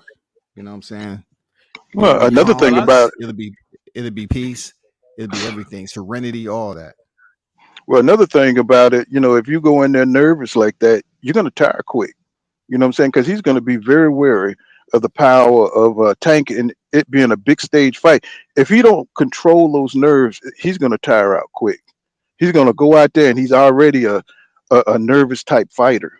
You know, Do you think he's gonna make weight? Do you think Mm. he's gonna come in there purposely overweight I just just so he asked can that be question. heavier? Yep, I Okay. just asked that question. That's a good question. Let's answer it again. Go ahead, D-Town. Give your spiel on that again, bro. He gonna do whatever it takes. You know, I believe he's gonna be overweight. I believe that he wants all the advantage, and he know that this is the biggest fight in his career, and he'll take whatever he can get, even if he has to pay a fine. I mean, what it is what it is. I mean, you got what 1 day to go to the prom, you know, so Mm-hmm. you got to do whatever it takes for that one prom date. That's what that is. Yeah, he get over this hump. He the man. Well, if he comes over, for each pound that he comes over, I think there's a $200 and something thousand fee associated with each pound that he comes over. So he looking at half a meal for at least about what 2.5 something like that. Yeah, if You he know what come I'm over saying? 1 pound, if he comes over 1 pound, that's 200 and something thousand. I think at least that's what we're Wow. hearing. If he comes over 2 pounds, of course that's 500,000, and it just keeps on increasing. I don't think it's worth it to lose all that money. I don't think it's worth it. Me What's his personally, what's the purse? Anybody know what the purse is? I don't know, but I know that whatever the purse is going to be reported is going to be real. It's not going to be what we heard about Terrence Crawford getting 10 million over at BLK Prime. I don't know. They didn't report that. They didn't report the purses. That's a good question. I know we know it's I going to don't be in want the to go on millions. record. Yeah, it's gonna be in the middle. What I heard, it seems a little far fetched, but also when I heard that they was talking about 20 million over there with the negotiations with Crawford and Spence, that turned out to Wow. be true. You know what I'm saying? But I heard, it's gonna be a minimum of like 5 million. A Okay. minimum of like 5 million. But don't quote me on that. That's just what I heard. I mean that's fair. That looks good. I can see that. I can Well, see I that. see people saying that the pay-per-views. People are saying, "Nah, this is weird." People are saying they thinking they expecting a million pay-per-views. Man, you know what I'm saying? I don't think so, but Well, that's what Bernard. people are saying. But Hmm. full counter. Bernard. I heard him on record. Bernard Hopkins said that he believes that it'll be like a million. But Oscar De La Hoya said he think it's going to break him and Mayweather record, and him and Mayweather record is 2.4 million. No, I don't think it's going to break Mayweather no record. no, no. I don't think. He I need a heard the few more force. Instagram followers for that shit. They gotta verify the Instagram followers too. You know what I'm saying? Like Hmm. you gotta Need some verify blue them joints. checks. Mm. Well, I I think had a they do question. some promoter talk. That's a promoter talking. That's all it is. Well, I have a question for all the content creators, all the fans, all of the subscribers on everybody's channels, all of the viewers in particular that have something to say about the rehydration clause, whether you agree with Tank or whether you agree with Ryan. I wanted to ask you three first, since you're on the panel, if this is true, that let's say there is like an injustice that the A side or Tank Davis and his representation asks for a rehydration clause to quote unquote drain Ryan Garcia. Should Ryan Garcia be mad at Tank Davis and the A side, his representation, or should he be upset with his own representation for agreeing to those terms? I'll start with you, Detail. His own representation. That's what we need to be mad at. What about you, Paul Counter? What you think? Well, we know Ryan Garcia have no problem backing out of fights. So, you know what I'm saying? That's not that's it's all on him because you know what I'm saying, we know Ryan, what I'm saying, he can change his mind. We've seen him do it 4 or 5 times. So, what I'm saying, if he don't want to fight, Ryan Garcia won't fight. But he knows he needs this fight. He knows this is the fight that's gonna he's backed out of too many fights. This is gonna make or break him. So he's got to go through with it. He shouldn't, you know what? I've seen fighters like Devin Haney take terrible deals to try to get what they want. He needs Tank Davis cachet. He needs that name on his resume. So I don't care what kind of deal it is. He needs to get in there and try to win. Win or lose, just like Isaac Cruz, it's going to help his career. Isaac Cruz went in there and lost against Tank and became a star. You know what I'm saying? Ryan Garcia, if he fights well and he don't get knocked out and he take Tanks the distance, guess what? He's going to be a star. You know what I'm saying? Let's just keep it real. You know what I'm saying? So he don't have to go in there and get knocked out. All he has to do is stay on his feet for 12 rounds and hit and bam up Tank a couple of times. You know what I'm saying? Make him drunk or something, or make him back up or wobble him. He's gonna do what he's gonna do numbers, even if he lose or get knocked out from that point on. So Tank makes stars out of losers. You know what I'm saying? So he's Yeah, gonna win either way. Either I way. got So you. go ahead. I agree with that. All right, so excuse me, World Combat Sports. What do you think about that? That whole thing about him blaming, I guess Tank's side instead of his own representation for agreeing. What you think about it? I agree with Paul Counter. When it comes down to it, Ryan Garcia has been the Duck Masters Coalition pound for pound. He has pulled out so many fights, and he didn't even want to activate his freaking mandatory for Devin Haney when he did, when he was right there at the front door. So it's a lot of disrespect that's been going on. Like I said, I believe Ryan Garcia is entitled. He's an entitled individual. So he should blame nobody but himself because like it was said, he Mm, needs Gervonta's title. I mean, he needs Gervonta Davis's fight to catapult his career to the next level. Like he said, he's 24 years old. Gervonta is 28, three-division world champion. Ryan Garcia ain't did anything yet. He's still trying to achieve that. So when it comes to the boxing academics, he's still behind the curve when it comes to Gervonta. And Mhm. I think real talk, we're gonna see how they separate each other's as far as the boxing IQ goes when they step in the ring. I just don't think this guy is on the same level as Gervonta. I think it's gonna be a huge gap. Um, the experience level, both of them started boxing when they were 7 years old. But when it comes down to who's the blame, who takes the culpability, no, Ryan Garcia, you take the culpability. You called out Gervonta Davis previously and you pulled out the freaking fight. That's a fact. So now you want to do a roundabout, come back to it after you don't talk trash on Mike Tyson's podcast. No, it's your fault, bro. You had plenty of time to figure this out. Mhm. mm. Wow, good point. Well, I have a question. Michael D Stories 87. Thank you again for your contribution. One more again on the channel. This question is for you, World Class Sports. From Michael D Stories 87. He says, "Do you think Ryan's team told him to mention the clause to cause a distraction?" Man, that's a good ass question. You're talking about Oscar De La Hoya and B Hop. You're talking about two legends to bring traction to this fight. So is that out of character? Ah, I tried to look at Oscar De La Hoya having a conversation with Ryan to see if he was sober. Cause down here in the ATL, he was on some shit. I don't know. He might have been high talking to Ryan, say, hey man, go up there, pump it up a little bit, bring some controversy. And then B Hop was being more logical. B Hop probably didn't tell Ryan none of that shit. I don't know, bro. That's a damn good question. But look, he didn't do it in the second press conference. He said, why are you trying to weight drain me? You see, he didn't do it in the second one over in West Coast. He did it at the first one in NYC. He said, hey, I'm going to give y'all some details. He has a rehydration clause in there. And what was the other one? A rehydration clause. And I forgot the other one that he said. He had a rehydration clause and a catch weight or something like that he complained about. But when he was at the West Coast, he said, so why are you trying to weight drain me? He didn't really go into fine details like he did in New York. So I'm gonna go on a limb and say he did that shit on his own. Mm, I'm gonna go out and say Ryan Garcia did that on his own because he's a baby. yeah, Mhm. I can see it both ways. Um, but the thing about it is the fact that he said in Mike Tyson's podcast that he would knock Tank out in 2 rounds. He said that last month. So he got to show and prove. You can't say you're Called gonna him knock ugly somebody too. out. Oh, I Yep, didn't hear that true. part. He called him ugly too. Yeah, you remember when he Mhm. was on there with that black blazer and black trousers and that little bow tie looked like he was going to Oh the yeah, the bow prom. tie. Yeah.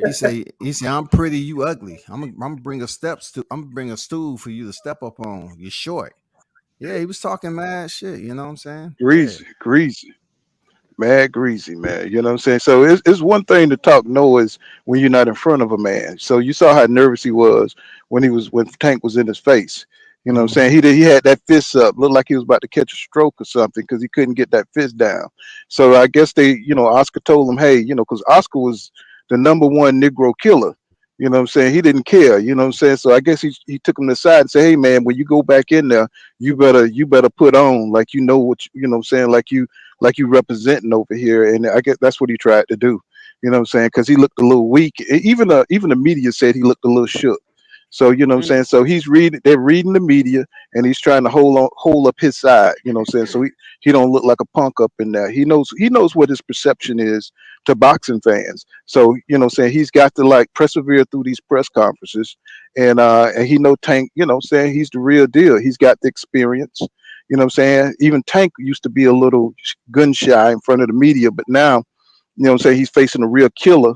You know what I'm saying? He's facing a real dude that might embarrass him in the ring. Now he's a little shook, so he's trying to gather himself. And I think slowly but surely he's coming around. And you don't want to talk all that kind of greasiness to that man's face because you might get smacked. You know what I'm saying? Well, Them boys from DC. Go ahead. no, I'm sorry to cut you off. I'm sorry. Them boys from DC, you know what I'm saying, they unpredictable. You know what I'm saying? That's kind of like what Tanks, even though he don't do that, but if you look at him, you know what I'm saying, he look like he may smack you. You know what I'm saying? And Ryan Garcia, he don't know what to do on a real one. You know what I'm saying? It's the same when Terrence Crawford, you know what I'm saying, get in there, you know what I'm saying, with Aerosmith Jr. One of them gonna swing on each other, you know what I'm saying? But they used to it because they real killers. You know what I'm saying? But when you got one dude that ain't good with confrontation, good with talking junk off the air in interviews, and now he got to come to face with a real killer who gonna knock you out in the ring, who wants to knock you out, can't wait to knock you out. Yeah, you're gonna be a little worried what gonna happen in the face off, and we see it every time they face off. So I think Oscar gathered them up, say, hey man, you need to, you know what I'm saying, you need to tighten up, you need to show a little bit more aggression. You know what I'm saying? You need to stand your ground a little bit more. And I think he just overcompensated. And you can see he's trying too hard, right Yeah, now. yeah. That's Well, what I see. yeah, I have to Yeah, agree with you, and I always tell people, and I'm sure y'all have heard it from many people way before I'm going to say it. And I see the chat. Yes, I think poor counter basically meant the DMV area. He had said Baltimore. yeah, I mean, he had said yeah. DC, but he meant Baltimore, Maryland, the DMV area. Yeah. So just a correction for poor counter. But this game, this sport of boxing is 85% mental and 15% physical.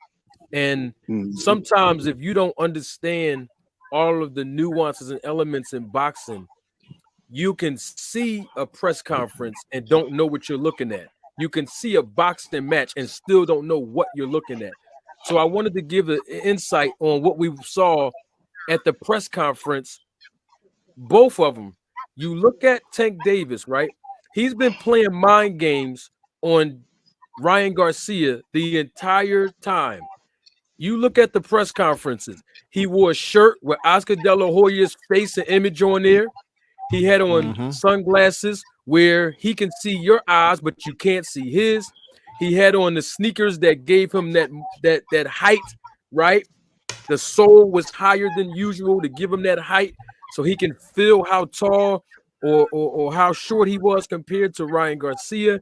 This is the first thing that everybody should have saw that basically that basically alluded to poor counter boxing points. He let Ryan Garcia let Tank Davis put his hand on his chin, and he actually tapped his chin as if he was throwing a hook. He actually tapped his chin a little bit, and Mhm. Garcia didn't mug him. Garcia didn't really do nothing much to him. I mean, he didn't really swing like he was going to hurt him, but he just wanted him to see this the punch, this left hook. When I hit you with this, you standing up now in my face, but you going to sleep. That's what Tank was basically telling him. But he didn't do nothing back. You seen what happened when Plant and Canelo was at the press conference. You seen how that got. So when another fighter put his hands on you, you're going to have to put your hands back on him at a press conference to let him know you're not going to bully me. But it seems like Tank is responding to all these antics by getting into the psychology and the mind of Ryan Garcia. Yeah, I like it. I like Gervonta put that hook on him. You know what I'm saying? It's a no look hook too. Like he never seen it coming. And that's a bad look. You know what I'm saying? That's a real bad look that he didn't respond because he should have gave Gervonta that Caleb Plant response when he was pushed by Canelo. He should have. He had to Yep. respond, god damn it. You know what I'm Yep. saying? That's Caleb right. Plant was in a suit. He was in a full suit. He still went up there and tried to, land a shot. And Canelo was waiting on him. But like you said, Gervonta, man, he was playing all the mind games. It ain't nothing new for him.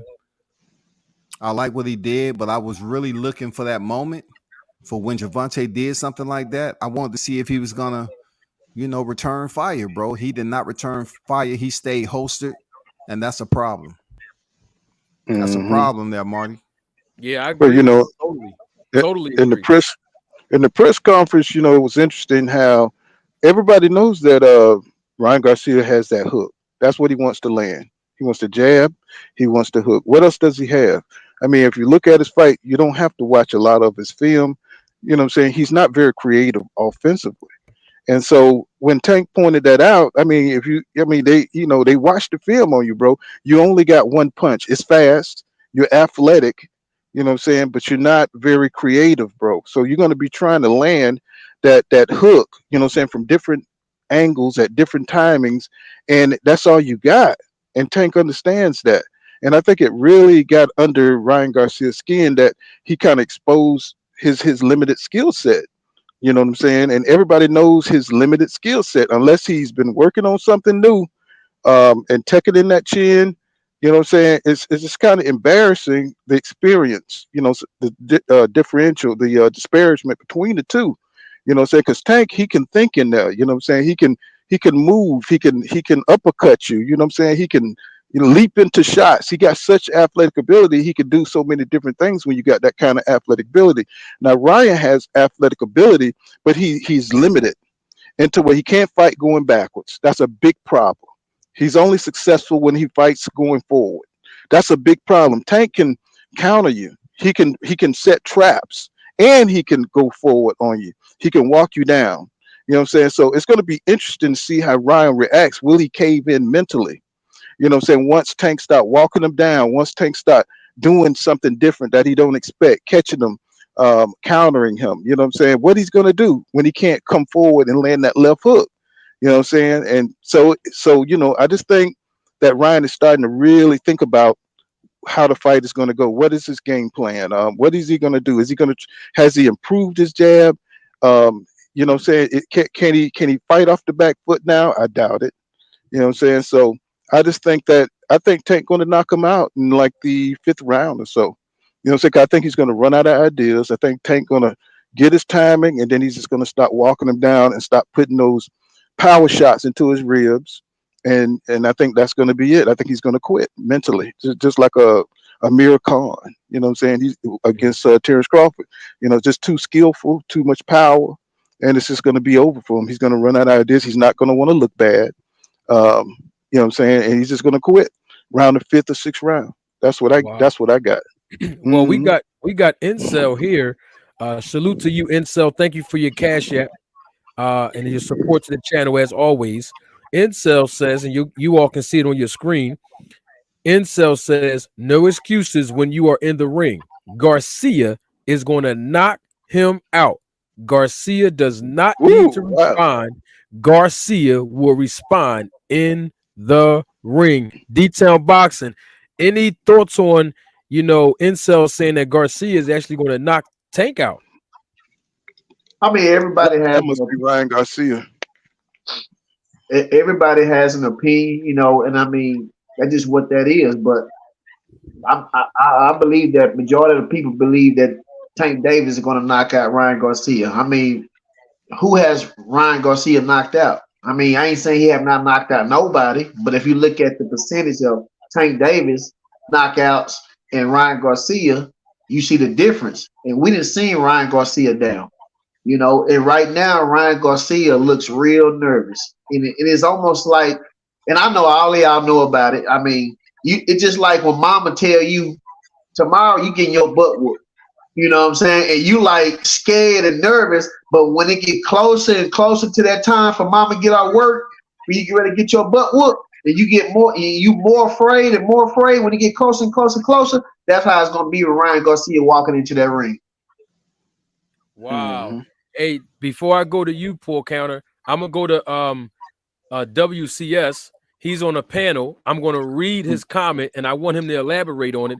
He had a response to Incel, and thank you for your contribution again, WCS. And WCS, he said this to respond to Incel. He says, at Incel, that comment sound like you felt the left hook too, making that knockout comment. Cap. World Combat Sports. Can you elaborate on what you just said about that comment that Incel just made? Well, when it comes to Gervonta Davis, the ultimate test of a man is not where he stands in the moment of comfort and convenience, but where he stands at times of challenge and controversy. And if you look back at the fights of Gervonta Davis and who he's been in there with, I would say he had much more competitive challenges than anybody on Ryan Garcia's resume. Now Ryan Garcia steps in there with an Olympian and Luke Campbell. That's not a threat. Nobody's thinking that he's a threat to go in there. You know, he's tough. He got up from Lomachenko. All right, I salute Luke. You know what I'm saying? But he landed that shot on Ryan, and Ryan tried to explain to the people that it was just a shot. You know what I'm saying? Like he didn't even know he was gonna land the shot. You know, he just landed the shot. So he got up. Luke Campbell stopped boxing, and he was able to work, keep pressure on him, and get the stoppage. That's not Gervonta Davis, bro. Gervonta Davis' chin is certified. He's been in there where fighters have freaking landed shots. I had the pleasure of seeing Gervonta in a legendary sparring session down here in the A with Brian Norman Jr. And Gervonta is certified when it comes to his chin, bro. I don't care what nobody say. And they was in a small ring. 2 days of sparring. 2 days of motherfucking sparring in a small ring. And they was landing bombs off the clock. So that's where I'm at with it with Gervonta. His chin is certified official. Mm-hmm. That's a good response right there. I guess it don't get no better than that, especially when you see a guy take multiple punches for 2 days straight in sparring. I mean, we've seen a lot of people hit Tank in the beginning of the rounds, especially, Hector Garcia, man. I think Hector Garcia did a really good job against Tank Davis, considering the fact that he's not as skilled as Tank boxing wise, but he did a good job. Will this be a situation where Ryan Garcia jumps right out from the rip, from the opening bell, to put that pressure on Tank, since we know Tank is a slow starter? Can that be an advantage for Ryan? I'll start with you, Paul Counter, then D-Town, and then World Class. Sure. I mean, Tank don't really go out there to win rounds. You know what I'm saying? To me, he fights kind of like Terrence Crawford. You know what I'm saying? He picks you apart. You know what I'm saying? And, you know what I'm saying? He can go out there and fight fire with fire, but he loses rounds. He's just trying to find the angle on your punches and the timing on your punches. That's part of his boxing IQ. He can do many different things. He got the power. He knows, like Deontay Wilder, he knows if he hits you, you're gone. So that's his confidence right there. So, he can do, Ryan can go out there and win, 3 or 4 rounds. But you know what? Around that 5th round, he's about to get knocked out, because what's happening, he's going to throw his load early, because he's going to have a lot of nervous energy, and he's going to have to make sure that Tank respects him. You know what I'm saying? He's going to have to throw some shots to make sure that Tank don't come in on him. But Tank, he's going to play mind games like he did with Hector Garcia. And Hector Garcia got comfortable throwing a lot of punches, and he started opening up. And what did Tank do? He started destroying that body. He started whacking them out. And, Tank got so much power that, once he gets Ryan Garcia used to throwing and get him to open up, it's going to be lights out. You know what I'm saying? Because he's not going to be able to make it 12 rounds without getting hit by Tank Davis, right? And I don't think Ryan has the boxing IQ to finish the fight. Because he's going to do the same thing over and over: jab, jab, jab, left hook, jab, try to get close, jab, jab, jab, left hook. He don't want to be close inside to Tank Davis. He's going to have to fight a disciplined outside fight, and that's not Ryan Garcia. Ryan Garcia is a pressure fighter. He can't press Tank. You know what I'm saying? He's going to try, but he's going to get Falumaloom. He's going to get Falumaloom trying to press him. And Tank, we know, he's a good counter puncher. You know what I'm saying? He knows how to get on the inside. He knows how to pick his shots, and that's what makes him so dangerous, because he could do that from in many different ways. And I don't think Ryan is ready for that kind of creativity. I don't think he's ready to get hit like that. I don't think he's ever been hit by a Tank like that. But do we have a puncher's chance? Yeah, anything can happen in boxing. You know what I'm saying? They say Ryan got some good power. I would like to see it. But he's gonna have to be in the pocket to land that thing. And the way he throws with his chin in the air, I don't see it. I don't see him being successful with it. But anything could happen. He could catch him, what I'm saying, with a left hook, but he had to finish him. What I'm saying? He had to finish him early, because once Tank see how he moves, once he gets his timing, it's going to be a wrap. That's why I say 5 or 6 rounds. You know what I'm saying? Good point. Let me get this to a comment and then a Cash App. Let me start with the Cash App first. My guy Incel, he actually said this is for showing support. He's showing support, and he said this is an actual great panel. So salute to Incel again. Thank you for your contribution, and of course the panel salutes you as well. I have to acknowledge Steppin' Chocolate Princess. Haven't seen her in the chat in a while, but she says, Manager Marty, I am happy to see that your channel is growing and that you are sharing your knowledge with the people. We all appreciate it. And I am a major Errol Spence fan and Gervonta Davis. Thank you, Steppin' Chocolate Princess. And she also says, Manager Marty, I appreciate what you are doing here. You got my boy D-Town on your channel. I love it. The two of you together are an awesome duo. Thank you so much, Steppin' Chocolate Princess. Appreciate the support and your feedback. Thank you. D-Town, what you got on Ryan Garcia? I mean, if he starts fast, because Tank starts slow, he may have a chance mid-range to get in there, land that jab, possibly go to the body. He might do good.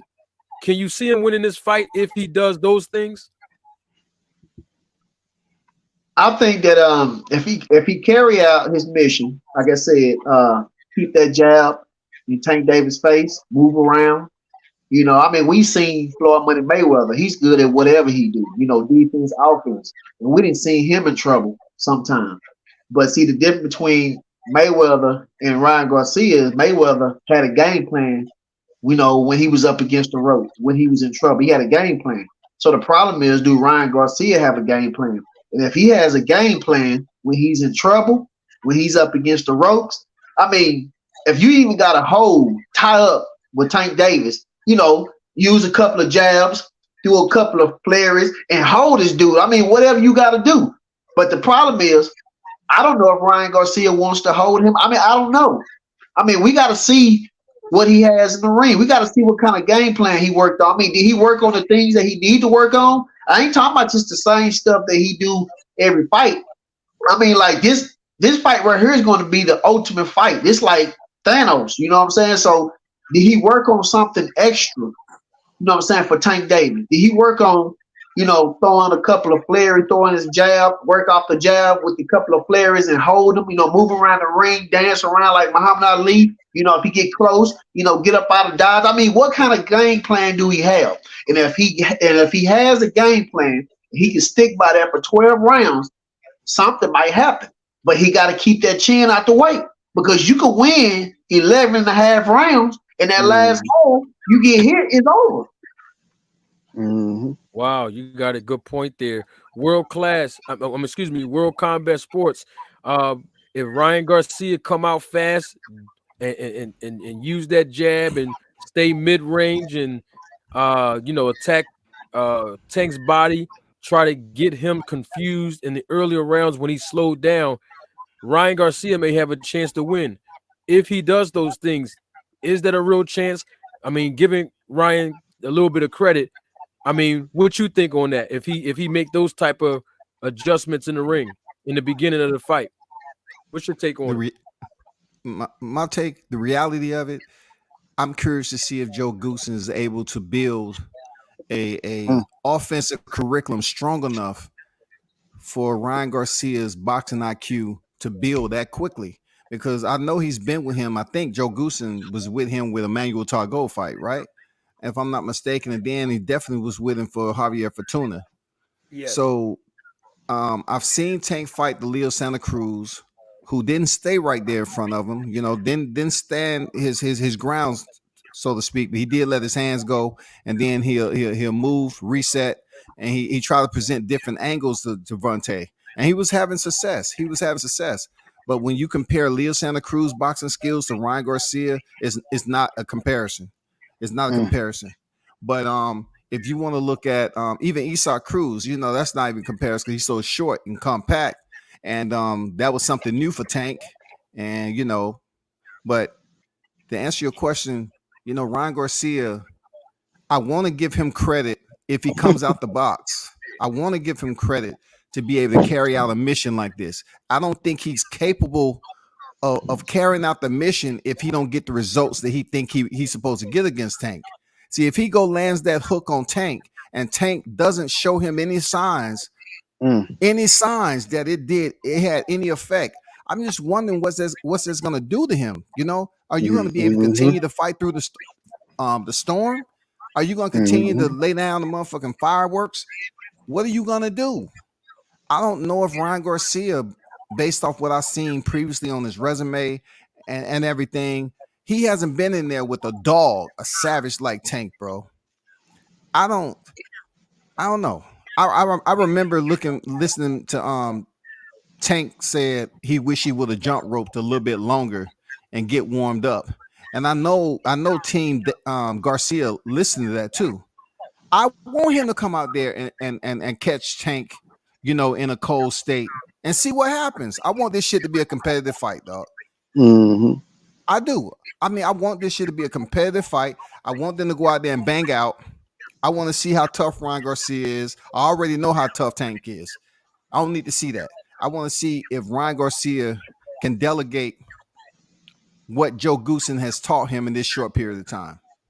So I think Ryan, if he can do it, come out there, try to pressure him, man. Go ahead. Just keep that chin down. Yeah, you ain't never lied about that. Definitely ain't lied about that one, bro. Sean Clark, once again, contributing to the channel. Thanks again, Sean, man. I appreciate you so much, my brother. Sean Clark says Ryan has fast hands but slow feet. Tank durability, disguise work, athleticism, and ring IQ get overlooked because of his power. Ryan gotta be perfect. Thank you again for your contribution, Sean Clark. And you're right, man. He definitely got to be perfect in this. Another thing is when Ryan fought Togel, he had a problem with that hitting that short fighter. He had a problem. You know what I'm saying? Tank is short. It's hard to Mhm. tie up these short guys. You know what I'm saying? You got to get your your rhythm together. You got to get your timing together. You got to get your range together on these short dudes. Tank is a fast, short guy. When you saw Togel can't even box, and he couldn't get Togel up out of there. You know what I'm saying? Looking like George Jefferson in there. You know what I'm saying? And that dude was just ducking and slipping Ryan, and Ryan was trying his best. Even though I think Ryan has gotten better, you know what I'm saying, since that fight, I think he's gotten better. You know what I'm saying? But you're gonna have to get more than better to fight Tank Davis because he already know what he's gonna do in the ring. I think Ryan is just gonna try out what he can do. You know what I'm saying? Even though I think he is, I think Ryan really needed maybe a couple of more fights. You know what I'm saying, to make it competitive with Tank. Unless they got some kind of secret weapon or some secret game plan to work on. You know what I'm saying? But I just don't think the experience level is not there for Ryan Garcia. Does he have talent? Yeah. Does he have fast hands? Yeah. Does he have power? Athletic? Yeah. He could be a great if he would have been fighting the fights like everybody else. I think we would have a better assessment if he would have fought Jorge Linares. You know what I'm saying? If he would have fought Jojo Diaz, I think he would have been right there. You know what I'm saying? But he haven't had the level of competition to give him the experience to deal with Tank Davis. Right. And I think that's the problem. I think a lot of people want to believe in Ryan Garcia because of his talent, because of his speed, because of his power. And I think a lot of people wants to believe in Ryan Garcia. They think he's going to shock the world, but he don't have the experience. He don't have the heart yet. You got to develop that by fighting great competition. You got to beat great fighters to be great. And Ryan hasn't done it. You know what I'm saying? Tank has been in adversity with a broken hand against Isaac Cruz. He had to box. He had to switch his game plan. He was cool about it. You know what I'm saying? We haven't seen Ryan Garcia like that. Well, he got knocked down by Luke Campbell, who is not a finisher, who is not a killer, who's not a dude that's going to come after you. You know what I'm saying? He was just as timid, I mean, as when he knocked him down. You know what I'm saying? He was timid to come in there and finish Ryan Garcia. See, that's not going to happen when you fight a Devin Haney or Shakur Steve. They're going to come after you. You know what I'm saying? These top fighters, you know what I'm saying, they're not just going to let you off the hook. And Tank definitely is not going to let Ryan off the hook if he gets stung. It's not going to be no hit the canvas and you come back. No, you fit to leave here. You know what I'm saying? Once he hits you and see you up out of here, bro. You had your shot. Thank you.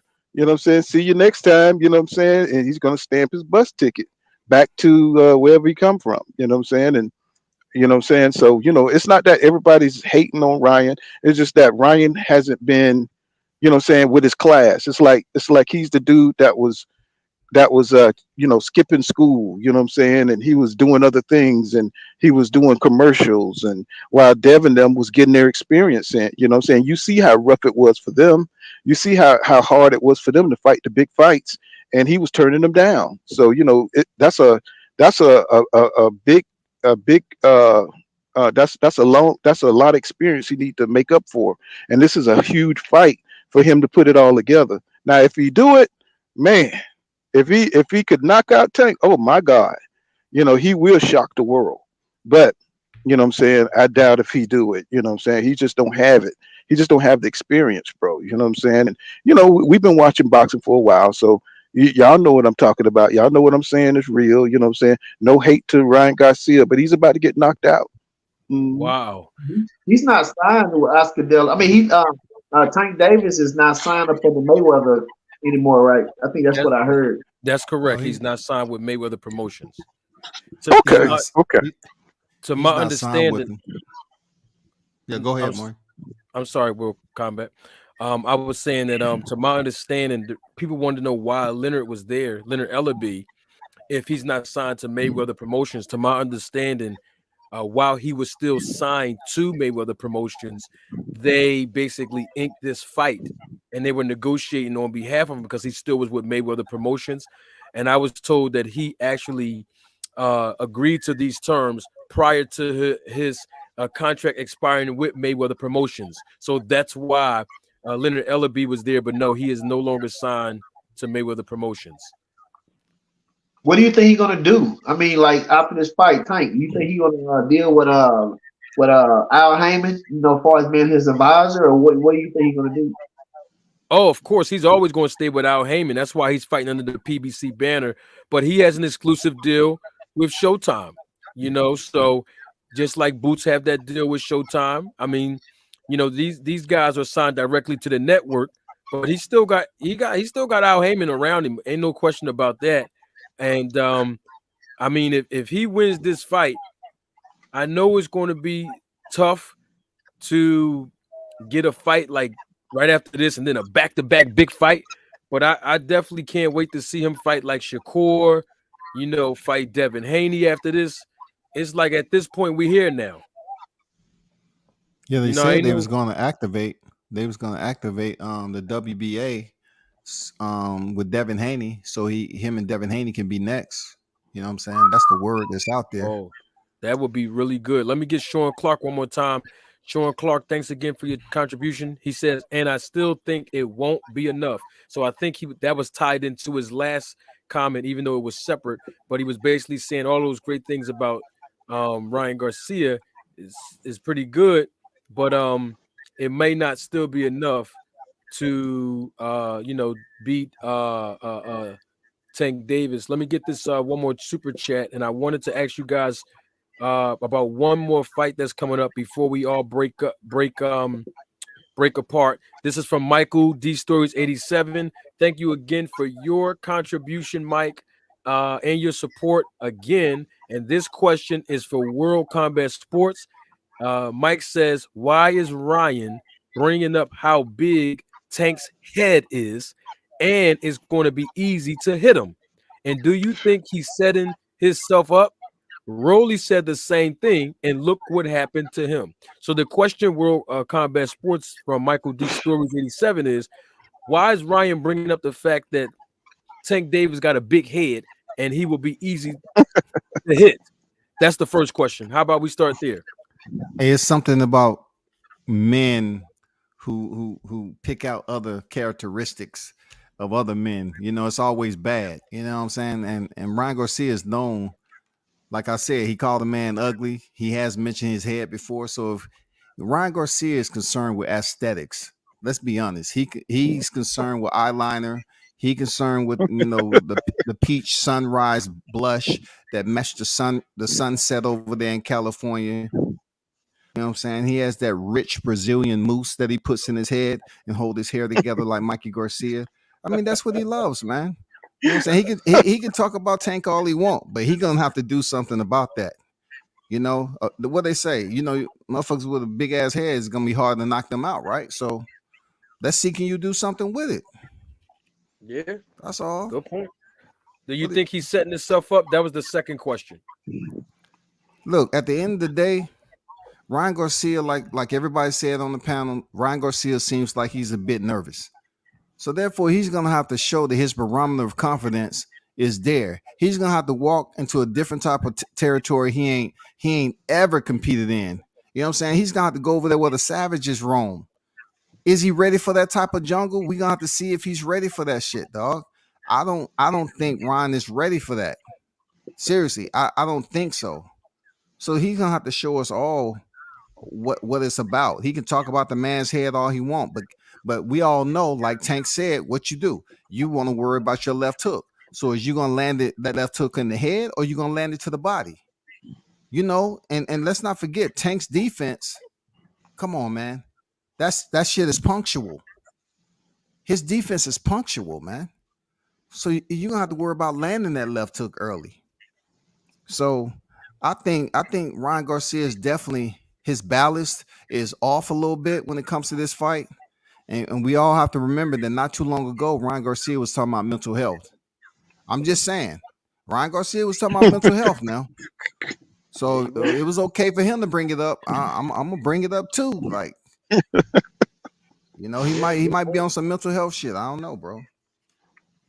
Well, we shall see. Well, before I let you guys go, there is a fight that's coming on tomorrow evening, and I want to make sure that I highlight that because I spoke on it in the beginning of the broadcast. But before I go, I would like to get a small, brief synopsis and your take and prediction, if you have one, on the fight between Tim Tszuy, undefeated, against Tony Harrison, who went out there, who's in Australia right now, preparing to fight Tim Tszuy in his hometown.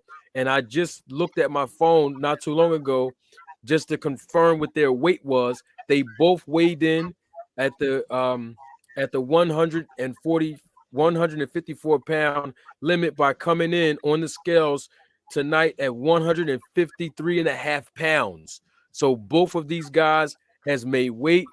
Of course, Tony Harrison is the underdog. He's a high betting favorite as the underdog. This might be a good opportunity for Tony Harrison to win and get the third trilogy match with Charlo. But if he loses, then of course he goes right back into the back of the line, and then Tim Tszuy advances and he will get the title shot with Charlo. Before you guys go, before we close the show out, Poor Counter Boxer, you first, World Combat, and then Detail Boxing, you're next.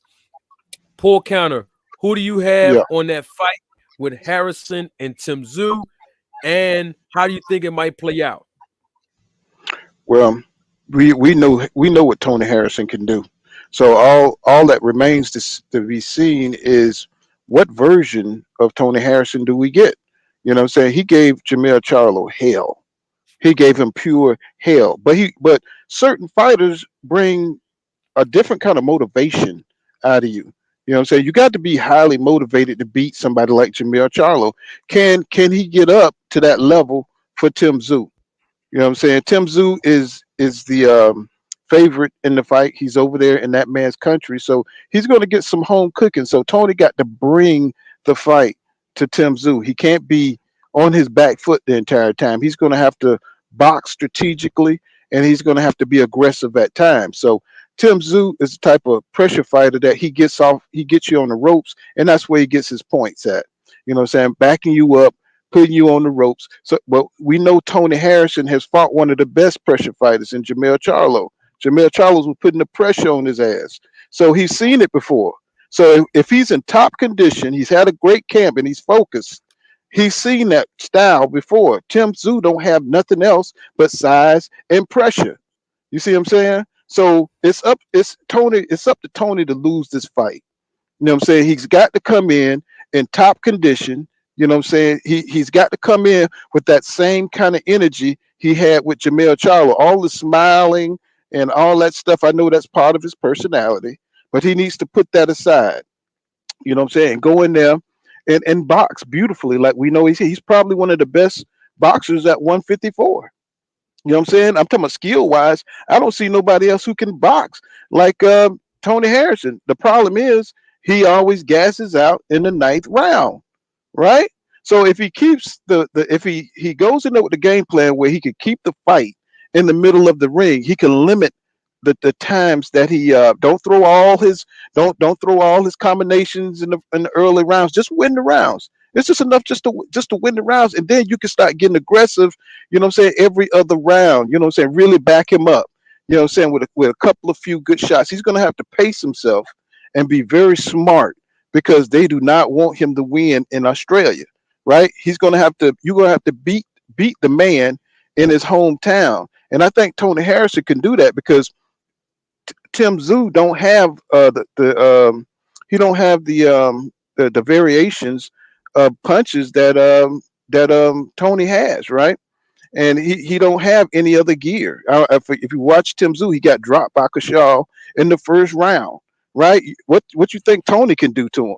Tony got popped on his punches. He's going to drop Tim Tszyu at least a couple of times in this fight. If he's the same Tony Harrison that we all know, he's going to drop him, possibly stop Tim Tszyu because Tim Tszyu don't have no defense like that. You know what I'm saying? He's got a high guard. He pressed forward, but fighting off the back foot, that's not Tim Tszyu. You know what I'm saying? So if Tony Harrison go in there and be a smart boxer, master boxer, like I know he can be, you know what I'm saying? He's going to win this fight a lot easier than I think most people think. You know what I'm saying? All the hype around Tim Tszyu, I mean, who has he really fought like to really like Tony Harris say, you know, saying he hasn't fought on that level. He hasn't fought anybody. He hasn't fought a Fedora. You know what I'm saying? He hasn't fought a Castano. You know what I'm saying? To prove that he belongs. You know what I'm saying? Belongs on that elite level. So I think Tony Harrison, he's been there. I don't think he's impressed by Tim Tszyu. So if he goes in there focused, I think he'll either TKO Tim Tszyu or it'll go a 12-round unanimous decision. You know what I'm saying? That's what I think. Oh, very good. Very good assessment. Very good assessment. While I got you on here, poor counter, give us your last words real quick, so we can bounce up out of the live, brother. I appreciate you coming All on right. too, man. Thank you for your support as always. All right. Hey, man. Hey, Marty is a special talent here, man. I support him 100% like I do D-Town, World Combat Sports. You know what I'm saying? You hear our voices on a regular basis. You know what I'm saying? And you know what I'm saying? So just this is just real boxing talk, no propaganda. Just you know what I'm saying? Guys who know the sport telling you what it is. You know what I'm saying? And if you want more of that, come over to Pool Counter Boxing. You know what I'm saying? There ain't no ego. You know what I'm saying? Y'all come over there. You could be heard. You know what I'm saying? That's what drew me to Marty is the truth. You know what I'm saying? And just talking boxing and the business of boxing stuff that I didn't know. And I learned something over here every day. So y'all check me out. Most of y'all subscribe to me in this chat anyway. You know what I'm saying? So what you know what I'm saying? So I'm gonna just bid y'all good night and say what's up, D Town, World Combat, and Marty. Thanks for having me over, man. And you know what I'm saying? I'm out. Peace out, everybody. Peace, Peace brother. out, brother. Thank you for Hmm. coming Hmm. anytime, man. All right, World Combat Sports. I mean, Tony Harrison, Tim Zoo. This can put Tony Harrison back into contention of getting the title shot in the trilogy. If he comes out there and do it right, there's some things he's going to have to do out there in the hometown of Tim Zoo. Tell us how he can win the fight. Uh, how Tim going to win, or whoever you think's going to win. Tell us how they are going to win and who you got winning, and then Absolutely. Yeah. give us your last words while you at it. After that, my brother. Absolutely. So Tony Harrison's going out there to the Aussie undercurrent, just like Devin Haney did. He was able to have success up there with Cambosis. For Tony Harrison, we understand he's been in those championship rounds. So he's going to have to remain patient and stay focused above all else. Tony Harris is going to have to stay focused. You know, somebody mentioned he gets tired in the ninth round. He said that Tim Zoo has got him motivated. You know what I'm saying? So if you're gonna come up here and tell us you're motivated, we expect you to stay focused in this fight and use your God gifted ability. So now I can understand your his pops dying, rest in peace, and he was a little distracted. But Tony can box. Tony can box, man, and I just see him being a much more free spirited, pure boxer than Tim Zoo. Now, what I did remember about Tim Zoo is that when Jermell Charlo was still lined up to fight him, he said it was going to be a Costa Zoo Zab Judah moment. That's the point that Tim Zoo made to Jermell Charlo. So I'm guessing with all this dang, this cheerfulness and camaraderie that's been going on between freaking Harrison and Zoo, I'm pretty sure when the bell ring, they should be locked in. Well, I think the fight plan out, like Pool Counter said, when Tim Zoo was fighting Terrell Goucher, he pressured him, right? But Goucher wasn't as active as Tony Harrison is going to be with the counter shots. I believe Tony Harris is going to be extremely accurate. He's going to be active with those counter shots. And if Tim Zoo want to come and be a present pressure fighter to Tony Harrison, I'm curious to see how he handles the counter shots and the punctual punch combinations that Tony Harrison is going to light him up with. And then for Tim Zoo, if he's going to maintain that space with Tony Harrison and he's going to stay close, he got to keep his hands active, man. You know what I'm saying? He's got to keep his hands active. He can't get frustrated when Tony start to move. Because Tony is gonna move. He's gonna give him different angles. That's what Tony does. I see Tim Zoo as being a basic fighter at the end of the day. He's gonna have to go in here and prove to us that he has something different than what we've seen with Terrell Goucher. Real talk. Because truth be told, man, you was dropped. So at the end of the day, Tony Harrison has the capability and the know-how to drop Tim Zoo. But both of these fighters, I'm going for Tony Harrison, Detroit's own. I think he's a more pure boxer out of the two, period. And Tim Zoo, I know you want to be like your father, but that time has came and went. You have to establish what your stance is. You have to set your own legacy, homeboy. That Costa Zoo days are over. So and don't act like your dad didn't get touched now. So if you want to have a Costa Zoo moment, let's see what you do with Tony Harrison as a last minute replacement. And I'm gonna be real. I hope Tony Harrison went over there ahead of time to Australia and he acclimated properly. You know what I'm saying? That's my take on that, man. I want Tony Harrison to stay focused, keep busy. You're a very accurate boxer, especially on your counter shots. Or if he chooses, pressure Tim Zoo and take the lead, he can do that too. He's successful in any way he want to take it, except what's upstairs. If upstairs start to falter, we might see the same, outcome or result that we seen when he was in there with Jermell Charlo in the rematch. I would definitely like to see it, a trilogy between them two. But I'm going for Tony Harrison. And to close this out, World Combat Sports, you already know that's where I'm at.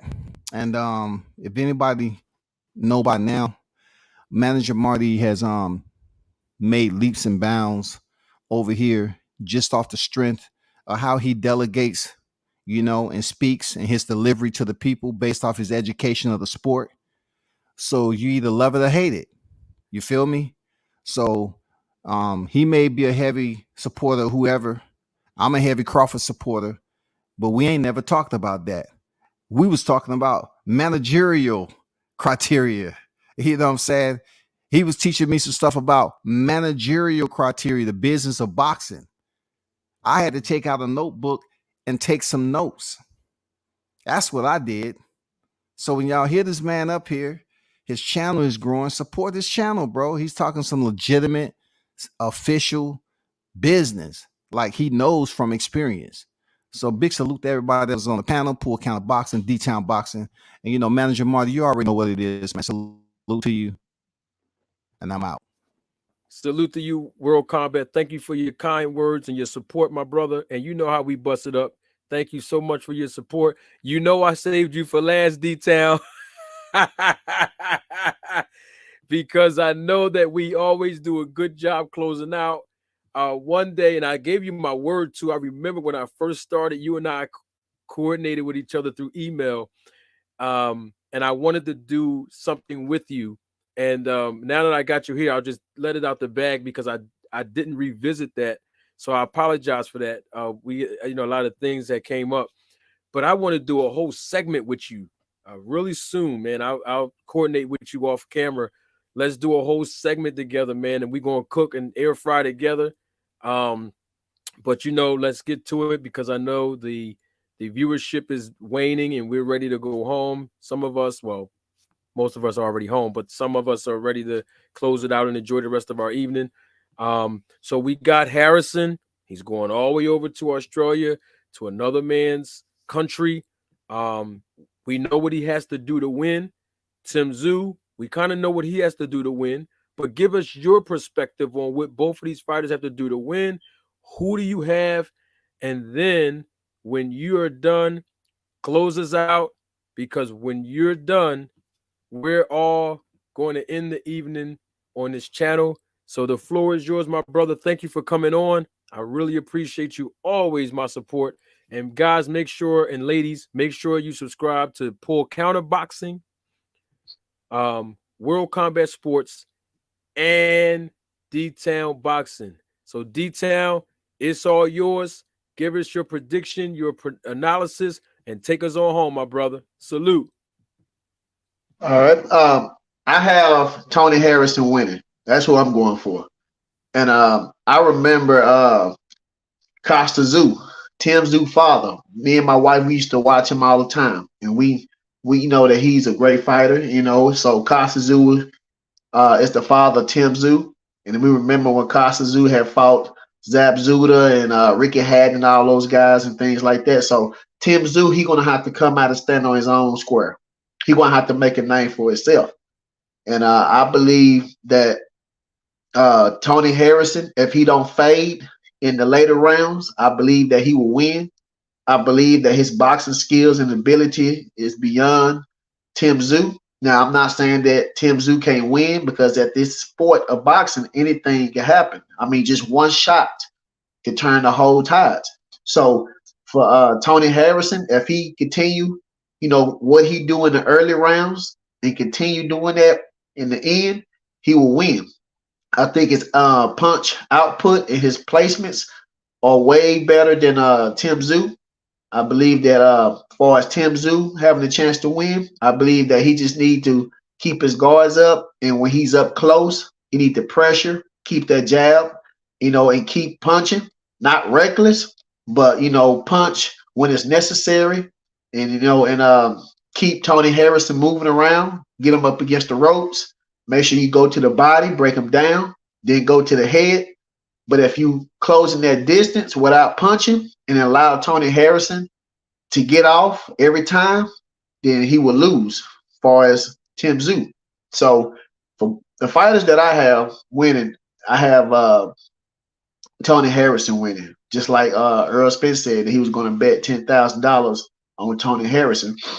So salute to the panel. Salute to all the family members and all the people who's watching. Salute to WCS, Poor Counter Boxing, Manager Marty. Manager Marty is doing a great thing as far as educating all the all the family. Because I look at everybody as family. We're not just friends, we are family. We all learning something, and we learn something from all these channels.